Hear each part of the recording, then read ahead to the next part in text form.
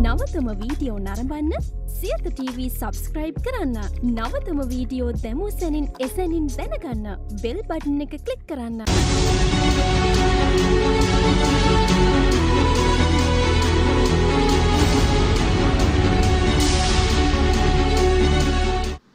කැළඹෙන දේශපාලනයේ කතාව ඔස්ට්‍රේලිය සමග අද දවසේත් ඔබ එකතු වෙන්නේ. ඔබ දන්නවා මේ වන අගෝස්තු 5 වෙනිදා මහමැතිවරණය පැවැත්වීම සඳහා අවශ්‍ය කටයුතු සියල්ල සම්පාදනය වෙමින් තිබෙදී සියලුම දේශපාලන පක්ෂ තමන්ගේ බල කඳවුරු ශක්තිමත් කරමින් මෙවර මැතිවරණය සඳහා සූදානම් වනවා.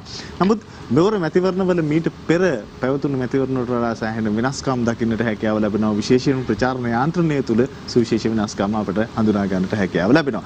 මේ සියල්ල සමගින් පවතින තත්ත්වය හමුවේ අපේ නම්බරනි පාර්ලිමේන්තුවේ සංයුතිය කෙසේ වේවිද යන්න පිළිබඳ දවසේදී අපි කතා බහ කරන්නට බලාපොරොත්තු වෙනවා. අප ප්‍රවිෂ්ඨය තබන්නේ කැළඹෙන දේශපාලනයේ කතාව සුලියට.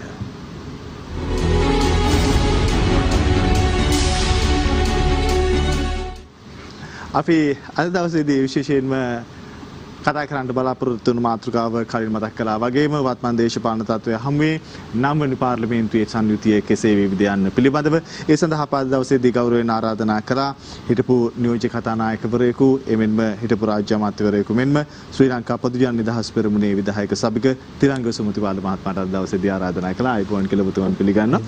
ඒ වගේම තවත් ජ්‍යෙෂ්ඨ දේශපාලඥයෙකුට අපි ආරාධනා කළා. එක්සත් ජාතික පක්ෂයේ නියෝජනය කරමින් හිටපු අමාත්‍යවරයෙකු හිටපු පාර්ලිමේන්තු මන්ත්‍රීවරයෙකු ලෙස නන්දන ගුණතිලක මහත්මයාට අප ආරාධනා කළා. අද දවසේදී අප සමග එකතු වෙනට අයිබෝන් කියා ඔබතුමන් පිළිගන්නවා. ඒ වගේම ගම්පහ දිස්ත්‍රික් හිටපු පාර්ලිමේන්තු මන්ත්‍රී හර්ෂන් රාජකරුණා මන්ත්‍රීතුමන්ට අප ආරාධනා කළා. අද දවසේදී අයිබෝන් කියා ඔබතුමන් පිළිගන්නවා.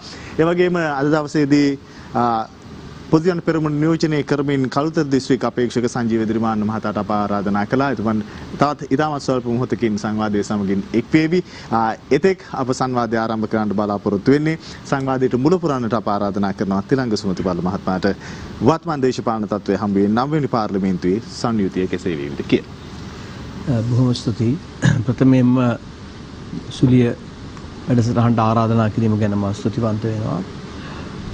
මම හිතන්නේ අන්තිම අවුරුද්ද දිහා බැලුවොත් විශේෂයෙන්ම මේ රටේ වාමේ කඳවුර වාමාංශික දේශපාලනයේ කඳවුර එක දජයක් යටතේ ඇවිල්ලා ගෝඨාභය රාජපක්ෂ මැතිතුමාට ජනාධිපතිවරණයේදී උදව් කරන්න තීන්දුව කළා. ඒ සමගම තුමා 52ක වගේ විශාල ඡන්ද සංඛ්‍යාවකින් ලක්ෂ 69ක් වගේ ප්‍රමාණයක් අරගෙන ස්ථාපිත වුණා. ඊට පස්සේ එක්සත් ජාතික පක්ෂයේ අපේක්ෂක තුමා වෙනම කණ්ඩායමක් එක්ක ගැලවිලා යනවා. ඊළඟට එක්සත් ජාතික පක්ෂය ඒත් මැතිවරණට ඉදිරිපත් වෙනවා. ඒ වගේ තත්ත්වයක් උඩ නාම යෝජනා දීලා තියෙන වෙලාවක ඒ වගේම කොවිඩ් වසංගතය පැමිණීමත් සමග පරිපාලනයේ පැත්තෙන් ලෝකයේ අනිත් රටවල් එක්ක බලනකොට ගෝඨාභය රාජපක්ෂ මැතිතුමා අපි හැමෝටම සන්තෝෂ වෙන්න පුළුවන් ප්‍රබල ශක්තිමත් හොඳ පරිපාලනමය දේශපාලඥයෙක් හැටියට කටයුතු කරලා තියෙනවා.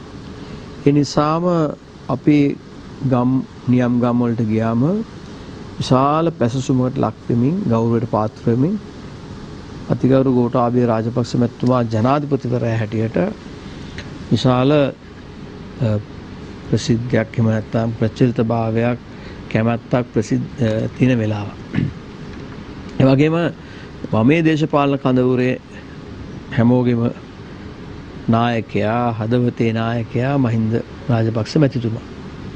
එතුමා අපේ අග්‍රාමාත්‍යතුමා වර්තමානයේ අපේ ඉදිරිපත් කරන පාර්ලිමේන්තු කණ්ඩායමේ නායකයා සහ අග්‍රාමාත්‍ය අපේක්ෂක. එවැනි තත්ත්වයක් මේ පේන තෙක්මානක අපිට අවුරුදු 20ක 30ක හැරලා බැලුවත් අපිට සංසන්දනය කරන්න බෑ. මොකද අපේ පක්ෂයේ වැඩිම කෙනෙක්ගේ කැමැත්ත ආකර්ෂණය දිනාගෙන හිටපු නායකයා අගමැති අපේක්ෂක වෙනවා. ගෝඨාභය රාජපක්ෂ මැතිතුමා දිනලාවට පස්සේ ඔහුට ඔහුගේ ප්‍රසිද්ධිය වැඩි වෙනවා. ඒ වගේම ප්‍රධාන විපක්ෂය හැටියට කටයුතු කරපු පක්ෂය දෙකට බෙදෙනවා. ඒකේ ප්‍රධාන ධාරාවක් හැටියට සජිත් මහත්මයාත් එක්ක යනවා. පාරම්පරික දේශපාලනයේ හිටපු අගමැතිතුමා අපොහොසත් වෙච්ච අගමැතිතුමාගේ කණ්ඩායම පක්ෂයත් එක්ක රැඳෙනවා. ඉතින් මේ තමයි මගේ දේශපාලන විග්‍රහය වර්තමාන තත්ත්වය. මෙය සංසන්දනය කරොත් එහෙම මැතිවරණයකට අපිට හිතාගන්න බැරි ජයග්‍රහණ මාවතකට කියන්නේ යුද ජයග්‍රහණයේදී ජයග්‍රහණය කරපු 2010 මහ මැතිවරණය ගත්තොත් මට පේන විදිහට එතනට යහගිය තත්ත්වයක් උදා වෙයි කියලා. මොකද හේතුව යුද ජයග්‍රහණයට අපි ඉදිරිපත් වෙනකොටත් එක්සත් ජාතික පක්ෂය එක කඳවුරක් විපක්ෂයේ හිටියා. ඒ වගේම ජනතා විමුක්ති පෙරමුණ යම්කිසි හඬක් නගලා එයටත් තිබුණා යම්කිසි ආකර්ෂණයක්.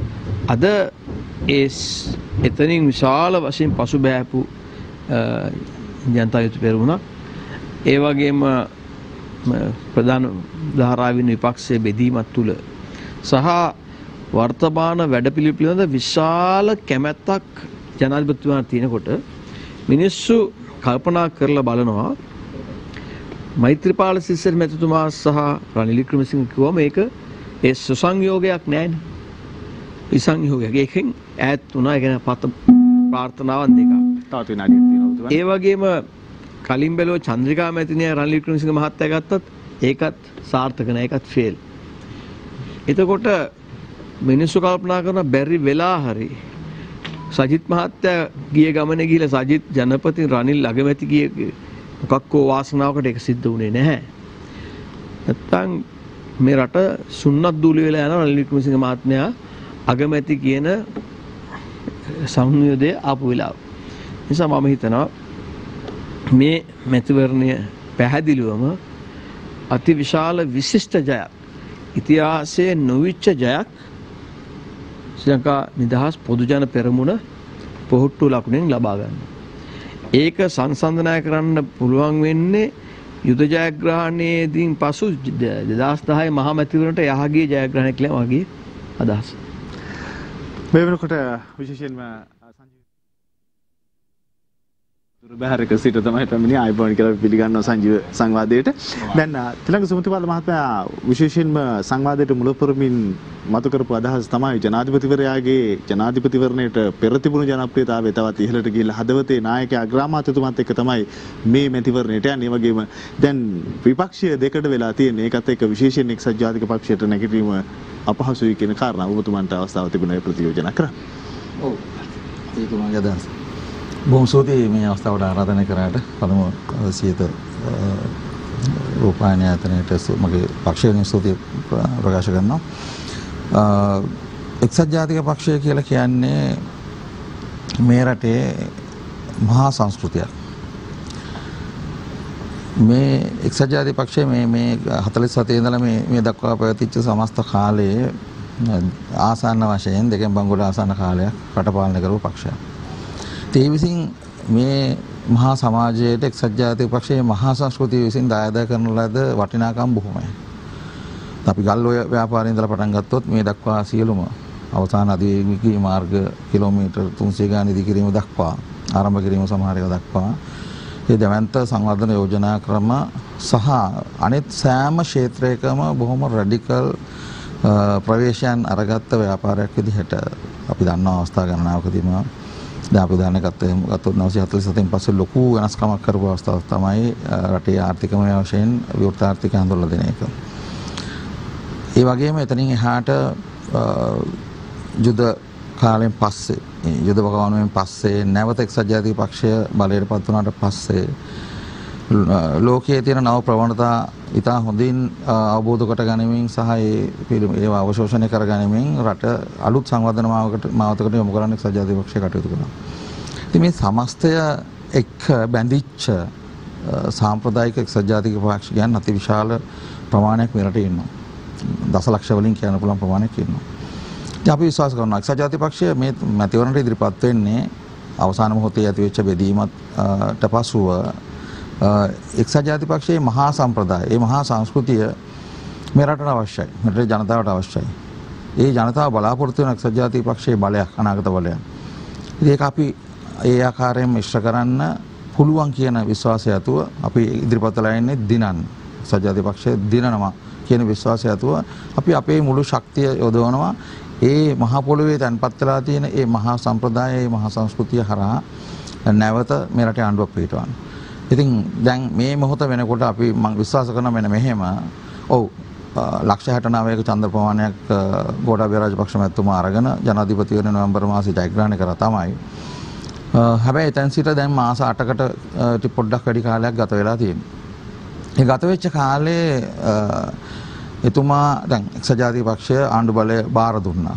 එක්සත් ජාතික පක්ෂයට ඕනනම් අර අවුරුදු 4මාර ගත වෙනකන් ඉන්න තිබුණා. නමුත් ඒ මැතිවරණ ජයග්‍රහණය කරන්න බැරි වීමත් එක්ක එක්සත් ජාතික පක්ෂය තීරණය කරා ජයග්‍රහණය කරපු අයට ගෝඨාභය මැතිතුමාගේ පක්ෂයට මේ ආණ්ඩු බලය පවත්වාගෙන යන්න ඉඩ දෙන්න ඕන කියලා බොහෝ නිහතමානීව ඉවත් වුණා. ඊට පස්සේ බාරකාර ආණ්ඩුවක් බවට ඒ කියන්නේ මැතිවරණය කියන්නේ පාර්ලිමේන්තු විසුර හරියට පස්සේ බාරකාර ආණ්ඩුව බවට පත් වුණා. එතුමාගේ පක්ෂය දැන් ඒ ජනාධිපතිවරයා සහ බාරකාර ආණ්ඩුව යටතේ තමයි මේ පහුගිය කාලේ මේ රට පවතින්නේ. එතකොට දැන් 69 ලක්ෂයේ බලාපොරොත්තු උන්ට කියාපු දේවල් උන්ට දීපු පොරොන්දු සෞභාග්‍යයේ දැක්ම ආදී වශයෙන් අපි කවුරුත් දන්න දේවල් කොතරම් දුරට ඉෂ්ට කරන්න සමත් වෙලා තියෙනවද මේ වෙනකොට ගෝඨාභය රාජපක්ෂ මැතිතුමා ජනාධිපතිතුමා සහ එතුමාගේ පක්ෂය බාරකාර ආණ්ඩුව කියන එක හරියට කියලා මම බැලුවොත් එහෙම මම විශ්වාස කරනවා සජාති පක්ෂයේ නියවිතය විදිහට එහෙම පුළුවන් වෙලා නැහැ. ඒ කියන්නේ කොරෝනා වසංගත තත්ත්වය පැන නැගුණාට පසුව වුණත් වගකිය යුතු ඒ කියන්නේ රටට වග කියන ආණ්ඩුව විදිහට මහජන නියෝජිත විදියට පවණක් නෙමෙයි ඊට කලින් පත් වෙච්ච නියෝජිත වුණාට අලුතෙන් ආණ්ඩු බලය ගත්ත කණ්ඩායම විදියට සහ ඒ වගේම ජනාධිපතිවරයා විදිහට ක්‍රියා කරපු ආකාරය සම්බන්ධව සෑම ක්ෂේත්‍රයකම ඉතිමුණ දැන්ට වඩා පහළට වැටලා කියලා අපි විශ්වාස කරනවා. ඉතින් ඒ නිසා තවත් විනාඩියක් තියෙනවා. ඒ නිසා අපි කල්පනා කරන වෙන මොකුත් ඕනේ නැහැ නේ දැන් ජනාධිපතිතුමා ඊයේ පෙරේද කරපු ප්‍රකාශය. ඒ කියන්නේ මහ බැංකුව සම්බන්ධ කරපු ප්‍රකාශයෙන්ම එතුවන්ගේ සහ ඒ පක්ෂයේ පරාජිත බවන එළියට එන්නේ. ඒ කියන්නේ බැරි කමන එළියට එන්නේ. ඒ කියන්නේ දැන් ඇත්තරම මේ මහ බැංකුව පාලනය කරන්නේ මුදල් අමාත්‍යවරයා විදියට අගමැතිතුමා. අපිට තියෙන ප්‍රශ්නයක් මේ ගැටුමක්ද එළියට එන්නේ කියලා ඇත්තරම. මට අපි නම් දකින්නේ මේ ගැටුම සංගවාගෙන හිටපු ගැටුම තමයි එළියට ආවේ. ජනාධිපතිතුමාට අවශ්‍ය විදිහට එතුමා හිතන විදිහට එතුමාගේ සෞභාග්‍ය දැක්කමට අනුව වැඩ කරන්න ඉඩ නොලැබෙන තත්ත්වයක් යටතේ අවසාදාරාගෙන ඉඳලා බැරිම තැන කරපු බරපතල විවේචනයක් කියලා අපි හිතන්නේ. මොකද මුදල් ඇමතිවරයා හැටියට අගමැතිතුමා යටතේ තමයි මහ බැංකුව පාලනය වෙන්නේ. ඉතින් ඒ විතරනේ මම පුන පහුගිය සාකච්ඡාවලදී කිව්වා මේ වගේ රූපවාහිනී සාකච්ඡාවලදී මේ කොරෝනා සංගතයත් එක්ක රට වැටලා තියෙන තැන සම්බන්ධ හොඳ තක්සේරුවක් කරලා කොතනද අපි ඉන්නේ කියලා හැම පැත්තෙම තක්සේරු කරලා ඒ අනුව ශේෂපත්‍රය මොකද්ද කියලා බලලා ඒ අනුව මේ රට වැඩිපුරක් ඉදිරිපත් කරන්න ඕන මහජනයාට රට ඉදිරිපත් කරන්න ඕන කියලා. නමුත් ඒක උනේ නැහැ. ඒක කරගන්න බැරි වුණේ ඇයි කියන එක ඊයේ එතුමාගේ කටින් කියුණා. පෙරේදා මම මට මතක විදියට එතුමාගේ කටින් කියුණා එතුමාට මේක කරගෙන යන්න විදිහක් නැහැ. එතුමා කියන දේ අහන්නේ නැහැ හැමතැනම. එතුමා කියන දේ අහන්නේ නැහැ. එතුමා කියන දේ කරන්නේ නැහැ කියලා එහෙම බරපතල විවේචනයක් කරා. ඉතින් හරි පැහැදිලි අපි මෙතෙක් කරපු විවේචනය ඇතුලේ අපි කියපු දේ දැන් රට ඉස්සරහ ඔප්පු කරලා තියෙනවා එතුමා විසින්. නිසා හරි පැහැදිලි 69 ලක්ෂයක බලාපොරොත්තු එකෙමින් බිඳ වැටීමින් තියෙනවා. ඒ වගේම අපි එක්සත් ජාතික පක්ෂ විදිහට නැවත මේ රටේ ආණ්ඩු බලය ගැනීම සඳහා වන තැනකට කෙමෙන් ළඟා වෙමින් ඉන්නවා. අපි විශේෂයෙන් සංජීවන දවසේදී කතා බහ කරමින් ඉන්නේ වත්මන් දේශපාලන තත්ත්වය හමුවේ 9 වෙනි පාර්ලිමේන්තුවේ සංයුතිය කෙසේ යුතුද කියන කාරණාව. දැන් නන්දන ගුණතිලක මහත්මයා ප්‍රවිෂ්ඨය සමගින් කියනවා ජනාධිපතිවරයාගේ සහ ජනාධිපතිවරයා සහ මේ ආණ්ඩුව කෙරෙහි ජනතාව තබා තිබුණු බලාපොරොත්තු කිසියම් ආකාරයකින් ගෙවි ගිය මාස කිහිපය තුළ බිඳ වැටලා තියෙනවා. ඒ වගේම එක්සත් ජාතික පක්ෂයේ ආණ්ඩුවක් බිම්මට්ටම තුර ජනතාව ඉන්නවා කියන කාරණාව ඊට පිළිතුරු බඳින්න ඔබට ආරාධනා කරනවා අදහස් දැක්වීම සඳහා. සමාවෙන්න මගේ ප්‍රමාදය ගැන මම බුලත් සිංහල උඩුගල කන්ද මුදුනේ හිටියේ මට මගේ ප්‍රමාදයට සමාවෙන්න. ප්‍රියල් නන්දන ගුණතිලක මැතිතුමා මගේ අසල්වැසියෙක් සහ ඔහුගේ දේශපාලනය මං ප්‍රිය කරනවා නෙවෙයි ප්‍රිය කළා වගේ තැනක මට ඉන්න වෙන්නේ. ඒක පෞද්ගලිකව නන්දන ගුණතිලක සම්බන්ධ විවේචනයක් නෙමෙයි ප්‍රතිපත්තිමය කාරණා සම්බන්ධ කාරණයක්. ඔහු අවසාන වශයෙන් එතුමන් කරන පැහැදිලි කිරීම නිවැරදි නොවන දේශපාලනික කියවීමක්. ගෝඨාභය රාජපක්ෂ ජනාධිපතිතුමා සහ මේ මහ බැංකුව ප්‍රධානීන් අතර ඇතිවන සංවාදය මේ සමාජය විසින් කියවා ගත්තේ රාජ්‍ය නායකයා නායකත්ව ගුණාංග පිළිබඳ අපි කරපු විෂයානුබද්ධ හැදෑරීම් තුළ පවා අපට හම්බ වෙනවා ප්‍රියල්. නායකයා ප්‍රතිපත්තිමය කාරණා සම්බන්ධයෙන් අයෝමය ශක්තියක් ප්‍රකට කරන්න ඕනයි. ඒ කියන්නේ ඒ අන්නේ ඍජු බව අපි මේ දැක්කේ. ඒ කියන්නේ මේ නායකත්වයේ තුලින් අපේක්ෂා කරන ප්‍රතිපත්තිමය කාරණා සම්බන්ධ ඍජු බව.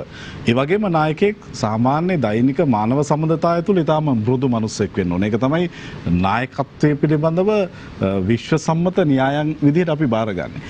ඒ මොහොතේ ජනාධිපතිතුමා පැහැදිලි කළා අපි ඉන්නේ පෙර නොවිරු තත්වයක. අපි රටේ ආර්ථිකය සම්බන්ධයෙන් අනපේක්ෂිත අභියෝගයකට මුහුණ දුන්නා. ඒ අභියෝගයෙන් එළියට එන්න හදන වෙලාවේ අපි සියලු දෙනාට සෑම පාර්ශවයකටම යුතුයකමක් තියෙනවා මේ තත්වය හමුවේ යම් යම් වෙනස්කම් සහිතව මේකට මුහුණ දෙන්න. ඒ වෙනුවෙන් එතුමා කළ පැහැදිලි කිරීමක් අපි දැක්කේ එක්සත් ජාතික පක්ෂය හිතනවා නම් මේ රට යලි UNP ආණ්ඩුවක් ඉල්ලා සිටිනවා කියලා. ඒක දේශපාලනික වැත්තක් නෙමෙයි. මේ බිමේ තියෙන ඇත්ත ඒක නෙවෙයි. අපි ආණ්ඩු විදියට මේ ඡන්දයට යන වටපිටාව තේරුම් ගමුකෝ. ලංකාව හෝ වේවා අපේ කලාපයේ නොවුනත් ලෝකයේ බටහිර යුරෝපයට යනකම් මැතිවරණයක ප්‍රතිඵලය පිළිබඳ පුරෝකතරය ළඟට අපි එන්නේ ප්‍රියල්. ඒ මොහොතේ රට හමුවේ පවතින දේශපාලනික වටපිටාව ඇතුලේ මොකක්ද මේ වෙලාවේ රටේ තියෙන දේශපාලන තත්ත්වය? වැඩි ඡන්ද 14 ලක්ෂයකින් පහුගිය නොවැම්බර් 16 වෙනිදා ජනාධිපතිවරණයේ දිනපු ආණ්ඩුව සහ ඒ මැතිවරණයෙන් පරාජයට පත් වුණු විපක්ෂය අතර තමයි මේ මහමැතිවරණ සටන නිර්මාණය වන්නේ. දැන් එදා විපක්ෂය නම් දෙයංග පිටයි කියලා මීට වඩා පොඩි හයියක් තිබ්බා. අද ඒ විපක්ෂයේම දෙකට කැඩිලා දේශපාලනිකව වියවුලක ඉන්නේ. කියන්නේ එකිනෙකා විවේචනය කරගන්නා තැනක පහුගිය UNP ආණ්ඩු සමයේ සිදුවුණු වැරදි ඒ දෙපාර්ශ්වය විසින් එකිනෙකාට පවරා ගනිමින් ඉන්නවා. හොඳයි. ඒක එකාතකින් අභ්‍යන්තර ස්වයං විවේචනයක්ද මන්දා. දැන් මේ දෙපාර්ශ්වය අතර මේ චෝදනා ටික හුවමාරු වෙමින් තිබෙනවා.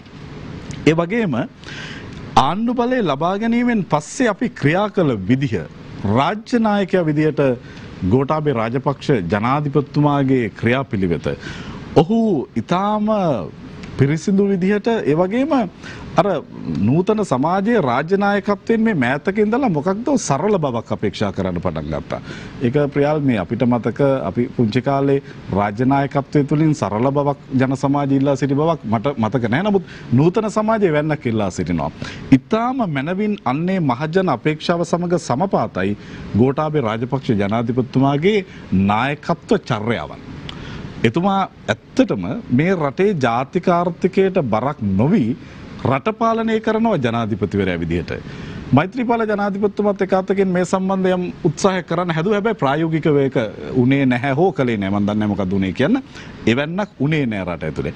අද ජනාධිපතිවරයා ඊටාම සාමාන්‍ය මිනිස්සෙක් විදිහට පාරේ යනවා. ජනාධිපතිතුමා සාමාන්‍ය විදිහට ගෙදර ඉඳලා උදේට ජනාධිපති කාර්යාලයට ඇවිල්ලා සාමාන්‍ය රාජ්‍ය නිලධාරියෙකු වගේ දෙගුණයකට ආසන්න පැය ගණනක් රට වෙනුවෙන් සේවය කරලා හැන්දෑවේ ගෙදර යනවා. ඊටාම සාමාන්‍ය ජන ජීවිතයක් හා සමානව එතුමා ජීවත් වෙනවා. ඒ වගේම මේ COVID-19 ව්‍යසනය විසින් අපේ ආණ්ඩුවේ හැකියාව පරීක්ෂා කළා. අපි මේ ව්‍යසනය කළමනාකරණය කළ ආකාරය සම්බන්ධයෙන් මේ ආණ්ඩුවට ඡන්දෙ නොදුන්නු මිනිස්සුත් ඉන්නේ සතුටින්. ඒකයි ඇත්ත.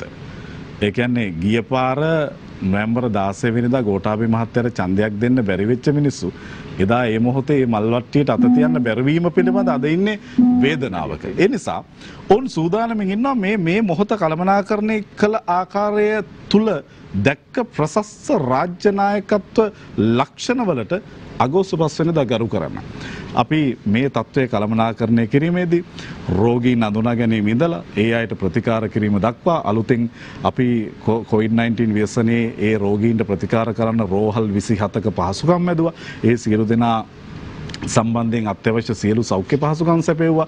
නිරෝධායන සංකල්පයක් ඊටාම මනවින් අකුරට මේ රට ඇතුලේ ක්‍රියාත්මක කළා. ඒ සියල්ලට යටත් සාමාන්‍ය මිනිස්සුන්ගේ ජන ජීවිතේ වැටෙන්න දුන්නේ නැහැ. 14 ලක්ෂයකට පඩි ගෙව්වා. 6,45,000කට දිනේට නියමිත දිනේට පෙන්ෂන් ගෙව්වා. සමෘද්ධිලාභීන් 18 ලක්ෂයකට 5000 දීමනාව දුන්නා. සමෘද්ධිය නැති ඒත් සමෘද්ධිය අපිට දෙන්න කියලා ඉල්ලපු කණ්ඩායමට පොරොත්තු ලේඛනයක් විදියට අරගෙන අපි රුපියල් 5000 දෙනවා. වැඩිහිටි දීමනාව දෙනවා. සේවස්පූර්ණ දීමනාව දෙනවා. ලයිස්තු දිග වැඩි ප්‍රියල් වෙලා ඉවරයි. අපි ඊළඟට තවදුරටත් කතා බහ කරමු. හර්ෂන් රාජකරණ මන්ත්‍රීතුමා දැන් සංජීව අපිට පැහැදිලි කරපු කාරණාව තමයි COVID-19 වසංගතය ඉතාමත් හොඳින් ජනාධිපතිතුමාගේ නායකත්වයෙන් කළමනාකරණය කිරීමත් එක්ක දියාරු වෙලා තියෙන විපක්ෂය හමුවේ ආණ්ඩු පක්ෂය අතිශය ශක්තිමත් තැනක ඉන්නේ කියන කාරණාව. ඔබතුමන්ට අදහස් දැක්කේ. දියාරු වීමක් නෑ. සජිත් ප්‍රේමදාස මැතිතුමාගේ නායකත්වයෙන් අති දැවැන්ත බලවේගයක් ගොඩනගලා තියෙනවා. අද මේ වෙනකොට ඒ වගේම ඉදිරි මැතිවරණයෙන් පස්සේ කොච්චර බලගතු සන්දානයක්ද කියන එක ප්‍රතිඵල වලින්ම තේරෙයි. පෞගිය මාස කිහිපය කළමනාකරණය ගැන කතා කරනකොට ඇත්තටම අද ආර්ථික තත්ත්වයේ හැමෝගෙම ඉතා අවාසනාවන්ත තත්වයකට පත් වෙලා තියෙනවා. මම සතුටු වෙනවා යම් ආකාරයකින් මෙම කොරෝනා වසංගත තත්ත්වයේ පාලනය සිදුවීම. මම ඒ වගේම හිතනවා මෙච්චර තත්වයකටත් යන්නේ නැතුව අපිට මේක පාලනය කරගන්න තිබ්බා. නිසි තීරණ හරි වෙලාවට ගත්තා. ඒ පිළිබඳව අපිට කනගාටුවක් තියෙනවා. ඒ පිළිබඳව විශේෂයෙන්ම සජිත් ප්‍රේමදාස මැතිතුමා ජනවාරි 25 වෙනිදා පාර්ලිමේන්තුවේ ප්‍රශ්න කරනකොට ඒක විහිළුවකට ගත්තා. ඒ පිළිබඳව අවධානයක් යොමු කරේ නැහැ ඒ අවස්ථාවේදී. ඒ වෙලාවේදී මෙම රජය මේ පිළිබඳව කටයුතු කරා නම් ඇත්තටම මෙවැනි අමාරු තත්වයකටවත් පත් වෙන්නේ නැහැ රට. මොනවා වුණත් මාස දෙකක් රට වහලා තිබ්බා. ආර්ථිකය බිඳ වැටුණා. ඒකයි ඇත්ත තත්ත්වය. ඒ වගේම තමයි මම හිතනවා පෞගිය ජනාධිපතිවරණයෙන් පස්සේ මේ ආණ්ඩුව කරේ නැති ප්‍රධානම ගැටලුව තමයි රටට අයවැයක් ඉදිරිපත් කරේ නැහැ. රටට අයවැයක් අපි කොන්දේසි විරහිතව අපි ඊට සහයෝගය ලබා දෙනවා කියන එක අපි ප්‍රකාශයටපත් කරා. නමුත් රටට අයවැයක් නැතුව මූල්‍ය අර්බුදයකට රටපත් කරලා තියෙනවා. අනිත් කාරණාව තමයි කොරෝනා වසංගත තත්වයක් මේ රටේ ඇති වෙනවා කියලා දැන පාර්ලිමේන්තුව විසිරුව හැරියා. පාර්ලිමේන්තුව නැත්තම් තව මාස 6 සැප්තැම්බර් මාසෙ වෙනකම් පාර්ලිමේන්තුවට කාලේ තිබ්බා. ඉතින් පාර්ලිමේන්තුවේ කාලේ තිබියදීත් පාර්ලිමේන්තුව විසිරවල හැරලා ඊට පස්සේ මේ අර්බුදකාරී තත්වයකට පත් වෙලා තියෙනවා. ඉතින් ඒක මේ අපි කරා නෙමෙයි. අපි පාර්ලිමේන්තුව විසිරවන්න කිව්වනේ. අපි කිව්වා මේ වෙලාවේ මැතිවරණයක් නෙමෙයි අවශ්‍ය. අපි සහයෝගය ලබා දෙන්න අපි පාර්ලිමේන්තුවේ ඒ විදිහට ගෙනියමු කියන එක අපි දිගින් දිගටම ඉල්ලීමක් කරා. විසිරෙව්වට පස්සෙත් අපි ඉල්ලීමක් කරා යාලි පාර්ලිමේන්තුව කැඳවලා මේ අර්බුදකාරී තත්වයට අපි එකට ජාතියක් හැටියට මුහුණ දෙමු කියන එක. හැබැයි දැන් මේ ඔක්කොම මේ රජයේ විසින්ම නිර්මාණය වුණා. දැන් ඊට පස්සේ දැන් නැති වෙලා තියෙන තත්ත්වය මොකද්ද? දැන් ඔබ අපි කවුරුත් එක්කයි ආර්ථික කඩා වැටලා තියෙනවා. එක් පළවෙනියෙන්ම ජීවත් වෙන්න ඉතාමත්ම අසරණ දුගී ජනතාවට ජීවත් කරවන්න ඕනේ. ඒක රජයේ වගකීම. හැබැයි මෙතුමන්ලා මොකක්ද දුන්නේ? රුපියල් 5000. රුපියල් 5000 කියන්නේ ජීවත් වෙන්න තියා හිතා ගන්නවත් බැරි මුදලක්. ඒක මාස දෙකකට දුන්නා. අප්‍රේල් මාසේ මැයි මාසේ. සම්පූර්ණ දේශපාලනීකරණය කරලා ඒක දුන්නේ. ප්‍රාදේශ පොහොට්ටුව මේ ආණ්ඩුව නියෝජනය කරන മന്ത്രിවරුන් තමයි ඇප්ලිකේෂන් බෙදුවේ. මේ മന്ത്രിවරුන්ගේ ගෙවල් වල සමහරක් වෙලාවට රුපියල් 5000 දුන්න. ඒක සම්පූර්ණ රුපියල් 5000 අපි මාධ්‍යෙන් නිතරම දැක්කා මේ වෙලා තියෙන අසාධාරණ. ඒතොර රුපියල් 5000 නෙමේ අපි විශ්වාස කරනවා. අපි රුපියල් 5000ක් නෙමේ ඇත්තටම සංඛ්‍යා ලේඛන දෙපාර්තමේන්තුව යනුව 4 දෙනෙක් ජීවත් වෙන පවුලකට අවමය රුපියල් 20000ක් අවශ්‍යයි ජීවත් වෙන්න. මම 20000ක් දෙන්න කියනවා කියන එක නෙමෙයි. නමුත් කිසිසේත්ම රුපියල් 5000ක් කින් සෑයීමටපත් වෙන්න බෑ. එක පැත්ත. අනිත් පැත්ත තමයි දැන් සුළු හා මධ්‍ය පරිමාණ ව්‍යාපාර ස්වයං රැකියාව වලට වෙලා තියෙන ප්‍රශ්නේ. ඒතකොට මේ ස්වයං රැකියාව මේ ව්‍යාපාර ශක්තිමත් කිරීම සඳහා රජයෙන් ගෙනෙන ප්‍රතිපත්තීන් ක්‍රියාත්මක වෙන්නේ නැහැ. මාධ්‍ය සම්දර්ශන අපිට වැඩක් නැහැ. මාධ්‍ය සම්දර්ශන වලින් අපිට වැඩක් නැහැ. මේවා වේදිකා වලින් ප්‍රෙස් කොන්ෆරන්ස් වලින් කියනවා. නමුත් ක්‍රියාත්මක වෙන්නේ නැහැ. ඒතකොට මේ ක්‍රියාත්මක වෙන්නේ නැහැ කියලා රජයේ නිලධාරීන් පිරිසක් ගෙනල්ලා ඒ අයට දෝස් මුරේ නැකුව කියලා ව්‍යාපාරිකයට සාධාරණයක් වෙනවද? නැහැ. ඉතින් අනිත් එක දැන් උදාහරණයක් ඇරෙන්න ඊයේ දිනේදී මම දැක්කා මහා බැංකුවේ නිලධාරීන් ගෙනල්ලා මේ කෑ ගහලා මේ අමුතු නාටකමක් නැටුවා. නමුත් ඒකේ අමාත්‍යවරයා කවුද? තමන්ගේ අයියා මහින්ද රාජපක්ෂ අග්‍රාමාත්‍යතුමා. ඉතින් එතකොට ඍජුවම එතුමා මේ වගකීම බාර ගන්න අවශ්‍යයි නේද? එතකොට මේකේ මම ඊළඟ වටේදී මම පැහැදිලි කරන්නම් මේක මේ පිළිබඳව මේ කෑ ගැහුවා කියලා විසඳෙන්නේ නැහැ. නමුත් විසඳන්න ඕන කාරණාවක් තියෙනවා කළ යුතු. ඒ කටයුත්ත කරන්නේ නැතුව කෑ ගහන එක එහෙම නැත්නම් තර්ජනය කිරීමේ මේ කටයුත්ත සාර්ථක වෙනවා කියන එක ඒක දෙකක්. සංවාදාත්මක වටයක් ලෙසයි දෙවන සහ තුන්වන වට ක්‍රියාත්මක වෙන්නේ. එහිදී කිසියම් අදහස් දක්වීමක් අතරතුරදී අතුරු ප්‍රශ්නයක් නැගීමට අවස්ථාවක් තිබෙනවා. විශේෂයෙන් මිලා සිටින අතුරු ප්‍රශ්නයක් නැගන අවස්ථාවේදී ඩක්කෙටියෙන් පැහැදිලිව ප්‍රශ්නයකට පමණක් ඒ සීමා කරන්න අදහස් දැක්වීමක් දක්වා රැගෙන නොගොස් කියයි. එසේනම් අප දෙවන වටේ ප්‍රවිෂ්ඨය තබමු තිලංග සුමතිපාල මහත්මයා සමගින්. විශේෂයෙන්ම හර්ෂණ රාජකරුණ මහත්මයා මතු කරපු ප්‍රධාන කාරණාවක් බවට පත් වුණා. මේ වෙනකොට COVID-19 වසංගතයත් එක්ක අපි ඉන්නේ ආර්ථික වශයෙන් බොහෝසේ ඇදහැරුණු රටක. මේක ප්‍රතිනිර්මාණය කරගන්න කිසියම් ආකාරයක ආණ්ඩුවට පැහැදිලි වැඩ පිළිවෙලක් නැහැ කියන කාරණාව. ගහෙන් වැටිච්ච මිනිහට ගොනා යනවා වගේ තමයි කොවිඩ් ආවා කියන්නේ. මුළු ආර්ථිකයම සුන්නත් දූලි කරලා මහා බැංකුවට පැනලා හොරගම් කරලා ආර්ථිකය කඩාකප්පල් කරපු සුන්නත් දූලි වෙච්ච ආර්ථිකයක් බාර දෙනවා නොවැම්බර් මාසේ. ඊට පස්සේ මේ ගෙනියන්න නම් අනිවාර්යයෙන්ම ජනතාවගේ ජනවරමක් අවශ්‍යයි. අපි දන්නවා 2018 පෙබරවාරි 10 වෙනිදා තිබිච්ච පළාත් පාලන මැතිවරණයේදී පොහොට්ටුව ලකුණෙන් ඉල්ලපු ශ්‍රී ලංකා පොදු ජන පෙරමුණ 43ක් මේ රටේ ගන්න.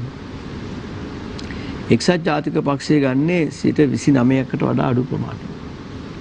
ශ්‍රී ලංකා නිදහස් පක්ෂය ගන්නේ 15%. වෙනම ඉල්ලුවා. එතකොට එතනම ජනවරමක් එජාපයට තිබුණේ නැහැ. තිබුණා නම් ශ්‍රී ලංකා නිදහස් පක්ෂයත් එක්ක එකතු වුණොත් තමයි 47ට වඩා වැඩි වෙන්නේ.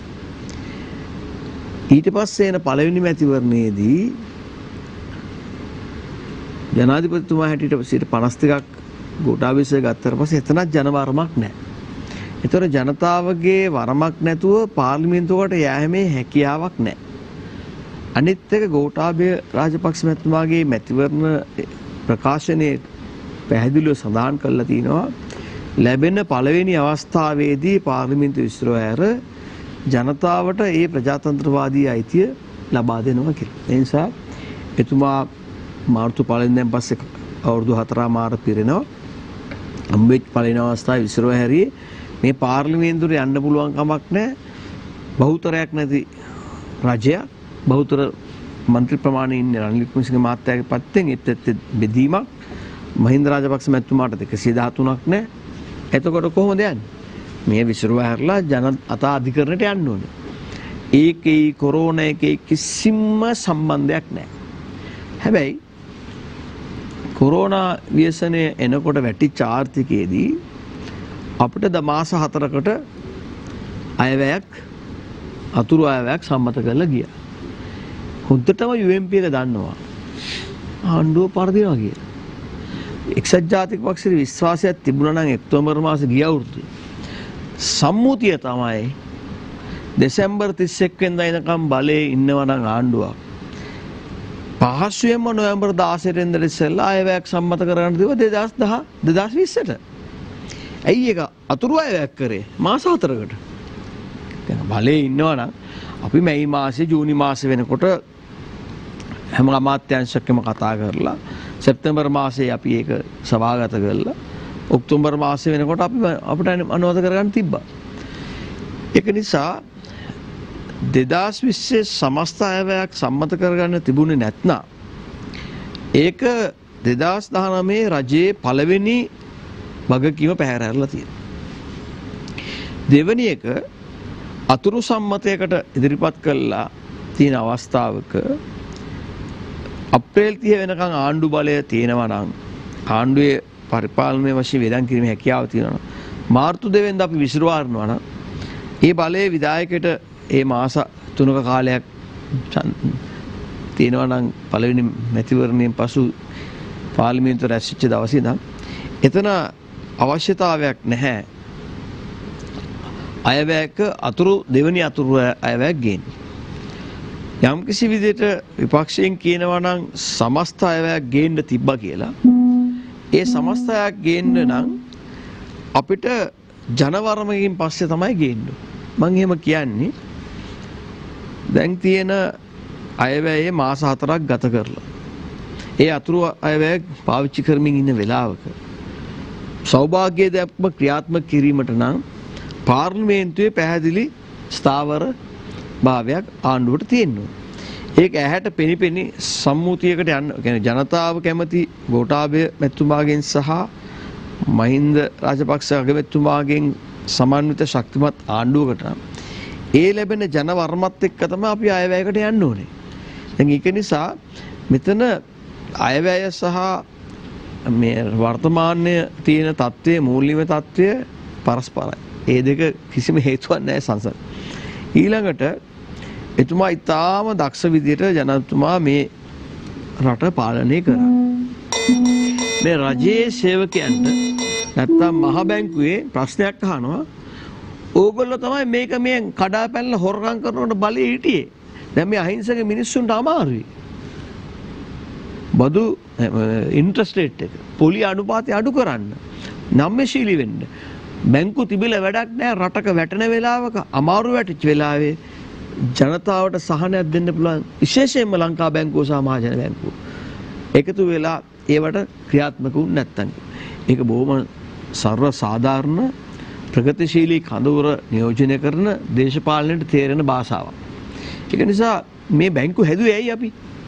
ශ්‍රී ලංකා කාර්යය හැටියට ශ්‍රී ලංකා දාස් පක්ෂයේ හැටියට මම මේ කඳවුර හැටියට ලංකා බැංකුව මහජන බැංකුව මේවා ස්ථාපිත කරේ ඇයි ජනතාව වෙනුවෙන්.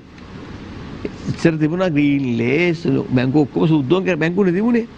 ඒතර මේ ජාතික බැංකුව හැදුවේ ජනතාව වෙනුවෙන් නම් ජනතාව උදෙසා නම් ජනතාව ව්‍යසනයක ඉන්න වෙලාවක මැදිහත් වෙන්න ලංකා බැංකුවයි මහජන බැංකුවයි මොකටද? හරි සරල ප්‍රශ්නයක්. ඒක නිසා ඒ අයට පොඩි කාලයක් දුන්නා. ඕගොල්ලෝ විකල්පයක් දෙන්න. සල්ලි අමාරු නම්. ඒ අයට බරෝ කරනවට ලෙන්ඩින් කියන්නේ දෙකක් නේ. ණයකට අරන් තමයි අඩු පොලියකින් පොඩි ලාභයක් තියන් ණය දෙන්නේ.